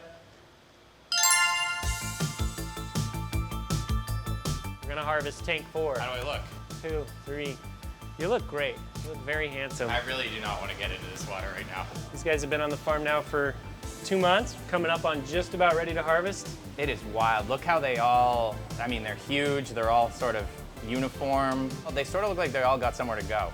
I was sort of stalling because I was super nervous to get in the tank with all these swimming shrimp. It is not something that I'm incredibly comfortable with. The first step is actually pulling up the raceway so we can use half of the tank to trap the shrimp in a net, which will eventually pull up. They're like, this is my tank. Okay. You're in their world now. And now this top part's gonna come down, and you're just gonna cinch them together. This is great stuff. Like I can feel you're feeling some like attacks on my feet. Yeah. Why don't you wear water shoes? We don't wear water shoes because we want to feel how the tank is. We want to see if it's clean, if it's dirty, where the molts are, and how the shrimp are doing. So we could wear water shoes. If you want to. I have booties if you want. No. Come on. I'm in it for the long haul here. I cannot tell. I mean, they love my feet. I'm doing good. I like it. I mean. You're not moving a lot, which is fine. But you always drag your feet? You're always shuffling? Yeah, shuffle. I usually walk on my big toes. Okay. We're gonna take our seine net. It's 25 feet around. And I'm gonna have you go all the way across. Just hug that net against the wall. And you're gonna go full circle all the way through. How am I doing? We'll find out. When does it? It gets a little dicey once we get closer, right? Yeah. All right, so now we have a big O. Yep. And my next step is getting out of the O. So we probably got 50 pounds of shrimp in this seine net right now. All right, so all this here is our catch. Yes. They're all at the bottom. From here, the goal is to trap all the shrimp that are caught in the net. But for today's purpose, we're just doing one quick restaurant run, and the batch isn't totally ready. So we're letting a lot go before we actually harvest. We got some shrimp. We got some shrimp. We're gonna find out right now. Matthew's gonna sort them. But overall, you did well. So that's our haul? That's your catch, man. The last step is moving the shrimp to the counting, processing, weighing room where they'll be divided between sizes and then packaged up to go to restaurants. So we got about A little less than 9 pounds. This is because you're taking out one restaurant's order. This would be like 50 pounds, right? So normally we would do anywhere from 100 to 300 or 400 pounds in a day. So this sorting table that we're about to use would be full. The shrimp are sorted into large, jumbo, and actually soft shell shrimp, which is something that is not typically seen in the US. You're selling them based on weight. So there's a cutoff where they're not growing much more. So our target size is large, which is just an arbitrary naming of a shrimp that's around 30 grams. Anything bigger than that we call a jumbo, and we get them, bigger than my hand. So these actually are pretty unique. I got one. I got one. He's got one. 25, baby. That's a large. Because I'm cheap. Ooh, is that a soft head? Yeah. He's on the soft. It's so crazy that this bucket starts from those little guys you bring in. Yeah. And it's crazy on a full day. I mean, we'll fill that fridge with these bins. Yeah, I mean, these are all about 19, 20, 21 grams. We'll get these packaged up and move them out to the restaurant. Sounds good. This is our product. So there's your 5-pound catch. We're gonna bring these to the restaurant later, but we've got the rest of them to mess around with.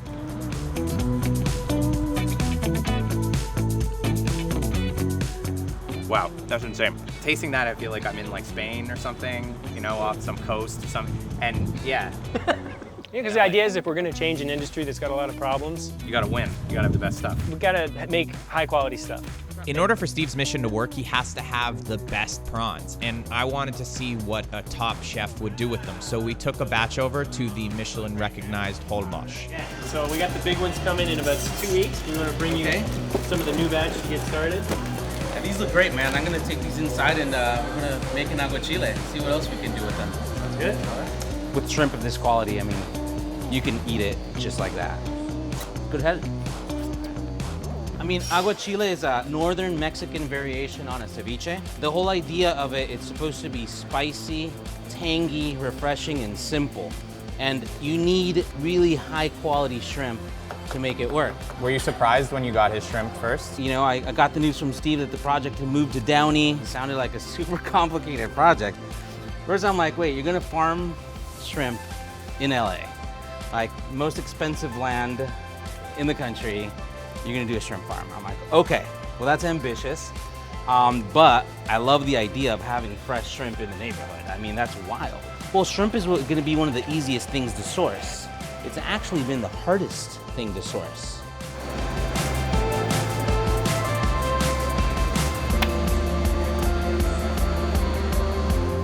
Cheers. Cheers. Oh yeah, tangy. A little spice. These little things were hitting me in the leg today. This is incredible. It's so crazy to me because to me, like, this is the balance of like art and technology. Summer's gonna be good. I hope so, man. People are calling. After seeing how a chef like Gilberto reacted to the product and just how good it tasted, I thought this could really be something, and that's exciting because if the model works, there could be hundreds of these farms across the country providing all kinds of hyper-local, sustainable seafood, not just to restaurants, but to grocery stores. And it seems like that would both improve our food systems and give people access to a healthier, more delicious product. So it's really about if we can get everybody to kind of win. The beauty of it, it's driven by the people who pay for his food and eat it. Sure. Yeah. If they make the choice to pay more for something that's sustainable, and he's conveying well the message to them, and his servers know what to say, cooks the product beautifully, I mean, it's kind of how it has to be. Amazing. Well, thank you so much, and thank you. You got it. Greasy shrimp hand. No, it's okay. With massive innovation in lighting technology over the last few years, vertical farms have all of a sudden gone from science projects to legitimate businesses capable of feeding lots of people. But as lighting costs go down and the technology improves, it's actually the future of these farms that I'm so interested in. Some people are turned off by the pristine mechanical growing conditions, like it's something out of the Matrix, but that's actually what makes it so exciting. Companies like Bowery Farming have the opportunity to re-engineer every aspect of the growing process, even down to the seeds they use, which are optimized for flavor instead of having to worry about insect and weather resistance. Using a system of robotics and automation, all running through what they call the Bowery operating system, Bowery is able to use 95% less water than traditional farms, use 0 pesticides and chemicals, be 100 times more productive per square foot of land, and most importantly, build farms right next to cities to avoid the environmental impact of freighting food across the country and the world. So today, I'm here at Bowery's R&D facility to find out how they use technology to make every step of this process as efficient as possible. So what's the point in the whole thing? Like, why bother? Why bother? It's actually a legitimate question, right? When you look at farming today, it is the largest consumer of resources globally. 70% of the world's water every year goes to agriculture. And because of the chemically intensive way that we farm now, we've actually lost 30% of our arable farmland in just the last 40 years. One of the things you always hear about vertical farming is it's like, hey, we have a power source, it's called the sun. Why are you wasting that? About 8 or 9 years ago, you actually saw the cost of lights drop by over 85%, and you saw the efficiency of the lights more than double. But before that, this wouldn't work. No. What is the first thing that you guys think about when it comes to growing more efficient crops? The seeds themselves are where everything starts, right? It's where everything starts with any plant. I just had my negative test. I'm negative for all STDs and COVID. So this is the seeder. It's like it automates the seeding process. So this is where it starts. So what do you actually need this material for? So when it's a seedling, it's growing roots, so it needs something to anchor itself on. And then there is this drum here that we dibble it so it pushes the soil just a little bit lower. Right. What this does, it kind of creates like a cone, so it falls here, it kind of rolls into the hole.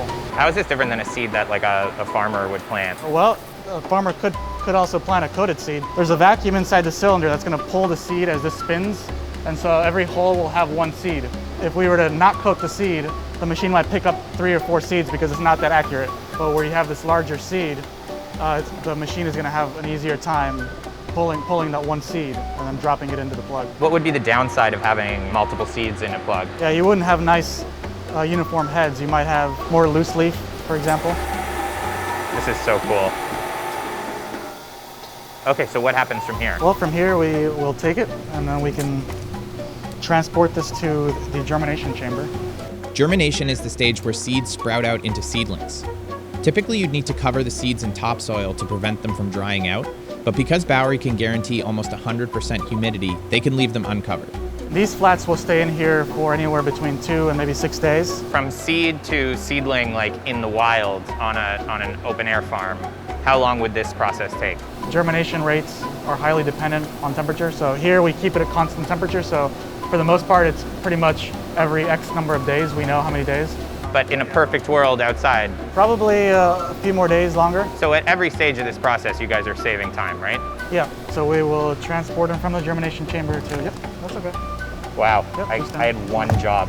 I don't mind sharing, these were in here a little too long, probably, and they're slightly elongated. What's wrong with the fact that these are elongated? They redirect resources towards stem to make more stem. We don't want them to do that. We want them to produce more leaf. I can notice something that's going on here, which is this last row didn't get seeded properly. So that would mean that this tray is 10% or 5% less efficient. More like 2%, but yeah, it'll be about 2% lower than lower mass. We can even speculate. All right, so this is like a completed tray then. I mean, because we're in the development facility, not everything is the same thing. Right, if we were in production. In production, you would see like basically the entire thing filled with these seedlings, like just one of these. So now we send this down the line Yep. into the mothership, into the growing operation, right? Yep, that's right. Yeah. It's pretty f***ing cool. From here, the trays are moved into any of the farm's growing positions, where AI scans crop information through imaging and QR codes and gives each crop its own customized plan of water and light. So all these trays have like a built-in drain system, right? So the water is continuously flowing? That's right. So the water passes through, we treat the water, give it back the nutrients that it needs. One of your talking points is that you guys use 95% less water than a conventional farm. A large part of that is because we're constantly recirculating. Okay. Our aim is to make sure that really the water that leaves the facility is in the plants. And I keep coming to this point that we give this tray what it needs when it needs it is very different than a blanket irrigation across an acre of farmland. And what does that mean? Do you think of that in terms of the height of the water? Height plays a role, turnover plays a role. Will there always be water touching the bottom of the base, or will it sometimes shut off? Not necessarily. Okay. Yeah. We assume that crops need sunlight, but that's not exactly the case, right? There's a spectrum of light, and the plants don't exactly need every part of that. Crops need energy. Okay. And so we've done an immense amount of experimentation looking at different color or spectra of lights what we've honed in on are these white lights. Outside you have shading and not shading, you have clouds. And so for us to be able to provide a consistent lighting experience is what's really integral. Do these crops have like bedtime? There's nighttime. There's nighttime. But what we can do, which we're constantly looking to explore and understand and exploit really, is how do we take advantage of providing more light? So now this will stay here for a number of days. In these smaller plants. These smaller plants in this configuration, and then we'll move it to a place in our farm for it to continue its life cycle as it reaches adulthood.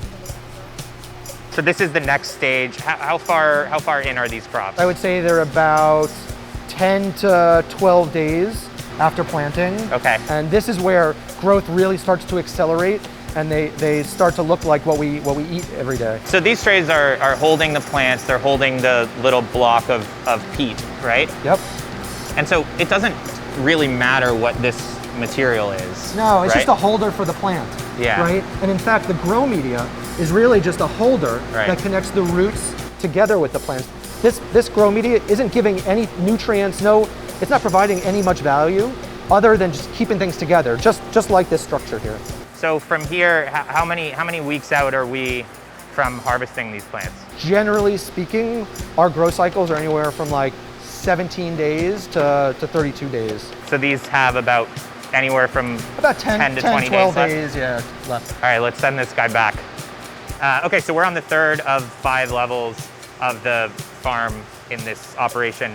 Why even bother with a vertical farm? Why bother? Why bother with the verticality of it? Well, if you think about it, we could be growing in this warehouse and we'd be using one slice. Right. And so we can be upwards of 100 times more efficient with land use because of how we stack plants vertically in a farm. Right, but it's essentially a real estate question. It's a real estate question. How high could you go? Like what's the limit? There's no limit. There's no limit. It's just how high is the ceiling of a warehouse. The fact that this growing position morphs into whatever this crop needs lets us grow this here or grow it 1 or 2 levels up higher. If things are kind of moving on their own a little bit, why would a human being need to get up here when typically these trays are brought down for processing and kind of intervention? We don't really think about how people are involved in the growing process, but how do we take people out of the growing process? Yeah. Our goal is to actually have as few people walking around our plants as possible. Sorry about that. We're here for a reason, to spread the word. Spread the seed? Spread it, probably not. That's part of the trust in Bowery is that no one's touching these plants while they're growing. All we can do is ruin things. Right? All we can do is ruin things. This is our red leaf lettuce when it reaches maturity. They've grown up, like we said, about 7 to 10 days since we last saw them. So this is the same crop in the middle of harvesting. I just was hoping you could show us the root system. Yeah, let's lift this up. Wow. And look at that. Holy look shoot. at that root development. It's so different than those seedlings, right? You want all the water in the farm to go out in the boxes. That's the ideal, right? So now we'll drain this tray, get it out of here, and then it'll be harvested and sold to the public. That's right. Untouched. Untouched. All right, so we've made it. We've seen the way that the romaine gets from seed to this point.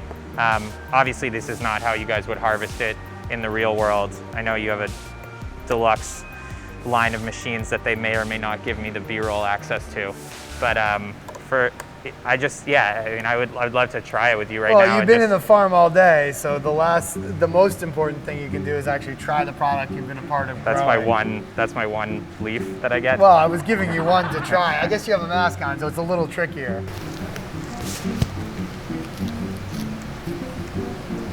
See, you get the sweetness. It's got the whole spectrum of flavor in there. Yeah. It's as if it grew in someone's, countryside farmland. Just using a lot less water, a lot less chemicals, a lot less in general.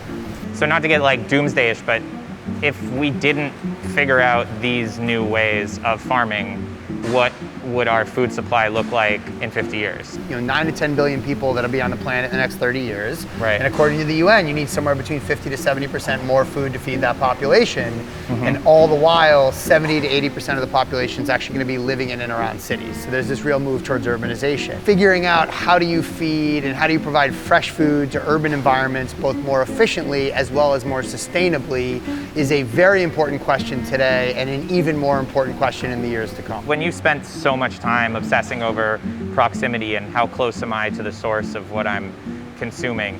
When you leave, do you just want to like really mess shit up and order like a whole tuna in from Japan?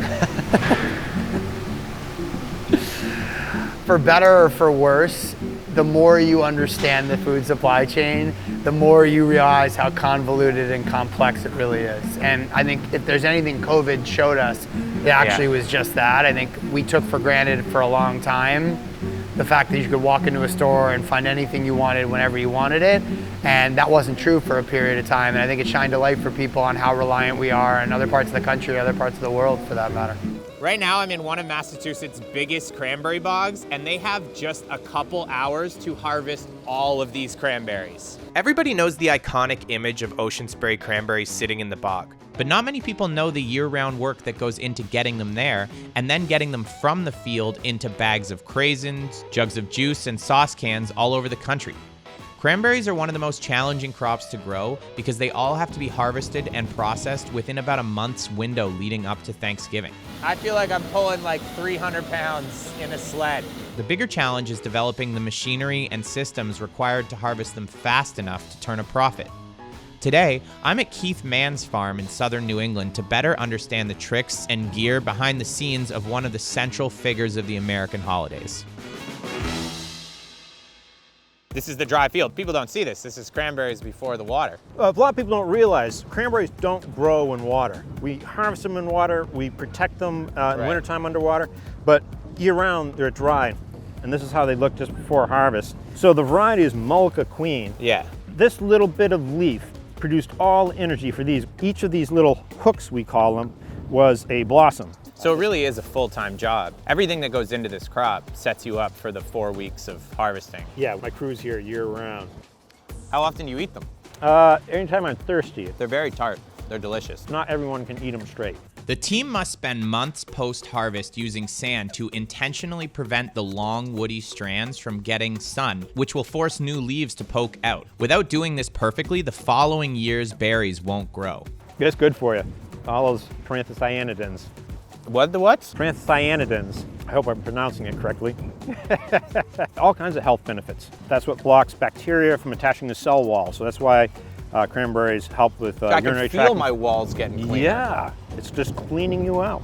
From here, it's finally time to flood the dry field. This is done over a period of a few days, and the water they use is actually passed through from bog to bog through a system of dams. All right, let's fill it up. So what we're gonna do is remove some of the dam, sort of, to shift all the water from there over to here. Right. To harvest, we don't want it too deep. We'll look at a bog that's ready to harvest. It's a shallow flow, so you can see the fruit in the water and see what you're doing when you're picking. We need like a foot of water to harvest. To load, we want the water maybe a foot above the vines. You almost need like 2 feet of water. Okay. To, so you're filling the load. water in stages. Yep. Do they want to make berries that float more? Would that be useful? They float fine. So I'm trying to fix the one problem you don't have. So we got the bog at a good water level. What are we thinking? This is about a foot? Yeah, it's a little deeper than a foot. It's time to use this to beat those berries off the vines and get them floating to the surface? Yep. This is called a water picker. All right, so we can two-man this? Yeah. Oh, no joke? Yeah. Look at those. Look at the steering system. You guys see the grill? It's really run on propane. So we can see the berry line right in the right side of the reel, and you can see the fruit floating up in the reel. And this will pick 99.9%. It doesn't leave much behind at all. Wow. How do you drive? Is it like a tank? Exactly. Oh, I see the line. So to be smooth, I just push them all the way forward hard against there. Okay. All right, stop there. Stop, stop, stop. Because that's a ditch there. Now we got to back up the line that's over here. Oh. Corner's a little bit tricky. We couldn't go the opposite way against here. No, we tear them all up. Right. And as we get in, we'll get to the center line, and we go down one side of the flags and right up the other side of the flags, and within inches of last year. It's so amazing to watch the fruit come out of the back. That's the profit floating up, right? So how long will it take you to pick this whole thing here? I think I could do it in an hour. Once the field has been fully picked, it's time to get in the water and try to get these berries onto a truck as fast as possible. This bog is growing Mullica Queen cranberries, which are far more efficient than the older varieties we saw in the previous bog. Efficiency is calculated in barrels per acre. These berries produce about 350 barrels per acre, and the early blacks in the previous bog produced just 150. So the feet move a little slower in the water than waders, and people tend to trip and fall. Not that you will. If these berries are more efficient, why not just plant them everywhere? It takes 5 years to get a bog back in production, so you lose several years of production when you renovate. It takes about 150 barrels per acre to cover your expenses. Everything above 150 is profit. So even if it's double the crop, it's infinite more profit. We're gonna set up our truck sort of downwind. Is that on purpose so you can help the wind will push everything towards you? Absolutely, we use the wind as much as possible. This is our pump that we're gonna use here. We call this a suction box. Okay, right. All right, go ahead and lower it in. So the goal of this is to get it just below the surface of the berries? Yep, if it's too deep, it draws too much water. If it's too close to the surface, it draws air and won't pump. So that's about the right height. So we gotta get the air out of the pipe. So once we turn this on, this thing will start going. Yeah, so we're starting to suck water. Oh, there it goes. Goodbye, cranberries. Bon voyage. I can't quite explain it. It's like it's just like you got some air below you, so your feet want to fire out. Is it by now? Are you like sick of walking through this, or you still love these fields? I love this. People only see this, but we're working all year. This is our reward right now. So like, if you've really done your job, you can't even move, right? We got fruit about that thick. It's like gold. This is the red rush. Yeah, right. Crimson harvest. Wow. You can really feel now the density of the crop. Yeah. Like that's like half a foot, right? At Yeah. least. All right, ready some work? You can see what he's doing. It doesn't take a lot of work. Oh, you can feel the berries getting pulled as he's tightening it here. Exactly. It's pressing against the back of your legs. Your body's actually blocking the flow. So what I do, I step outside, or, yeah, no, that's good, it's good. No, I'm hurting your yield right now, right? Wow, it is so cool to feel the like density difference from outside here to inside here. Exactly. I mean, this is tons of fruit just inside this circle. So if you hear air sucking, you're going too fast. There you go, give it a shot. All right. It's like one of the things that I'm doing right now is helping the fruit. It's all bunching up on the back side of this corral. So you're like a conductor. Yeah. I'm kind of regulating the shape of this corral so we can pull that off, but this is mostly catching. He says you're going so fast, see the piling up on top of the truck? He's saying a little slower. We were killing it. Yeah, you're killing it. So right now a setup is you have one person out there pulling the band. A good crew is 3 people. Okay. 4 people is really nice. 1 person pulling boom, 1 person here sort of regulating the flow and trying to help get the thick areas in here, and 1 person managing the truck and trailer. Today we got 5, plus us. Plus us. He is doing a great job. Well, you don't want to get overzealous, right? But so much about this is like doing the exact right motion so you're not overexerting yourself. So yeah, you can gotta just do keep it all going. day long. If I can show you. Yeah, please. You can go a little, you grab a big pile of fruit, you pull it all the way to the box. Okay. If you stop short of the box, it kind of piles up.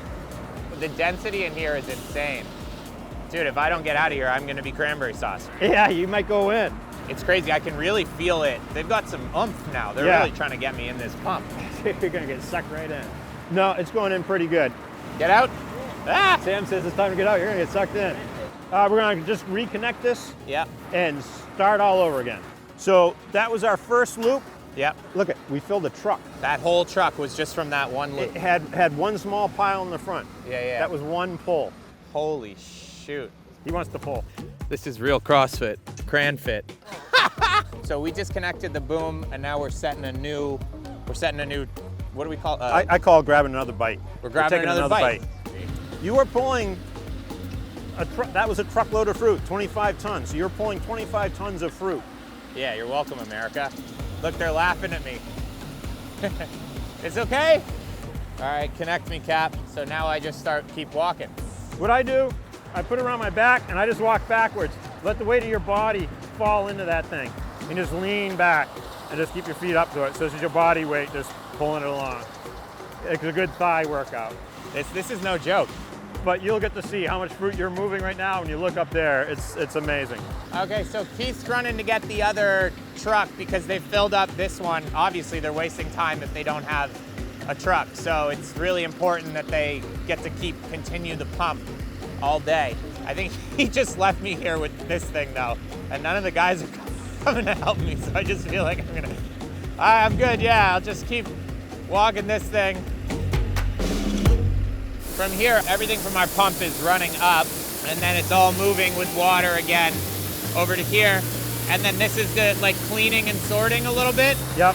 And then what is considered good goes into the trucks down there. It's flowing right off the end of the grate. The truck keeps advancing when it's full. All the water and trash get flushed down through that pipe there and end up in the dump truck.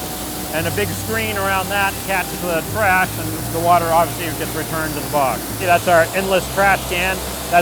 You can see from there everything that's returning to the trash truck. And in there's also filters that's removing some of the water, so not quite all the water goes into the truck. Some water's going directly back to the bog. Trash is sticks, trash is leaves. Anything you wouldn't want to eat. Once the team has loaded a truck with cranberries, they'll send it to the Ocean Spray processing station where it will join trucks from all over the region in line to dump the haul. So what's going on here? So as the truck comes up, they get into the rack here, and we just take a quick visual inspection of it just to make sure the berries look good, there's no problems with it. Feeling through, making sure everything looks good, visually inspect. So what are you looking for in here? If there's a little bit of rot or something to that effect. You're just making sure that the average is pretty good, right? Exactly, that's all it is. So this is how much the farms are going to be paid? Absolutely. So you're going to weigh them on the way in here, yeah. They're going to dump, and then you'll weigh them on the way out? Exactly. Gotcha. So all these trucks are waiting to get dumped? Yes. How many cranberries are actually going through here? This year, we will probably push through about 1.3 million barrels. Barrel is 100 pounds of cranberries. So up to 130 million pounds of cranberries will come through here in the 60 days. There's nowhere in the world are there more cranberries than right here, right now, right? Wisconsin is the biggest grower, but in this weigh station right now. Oh yes.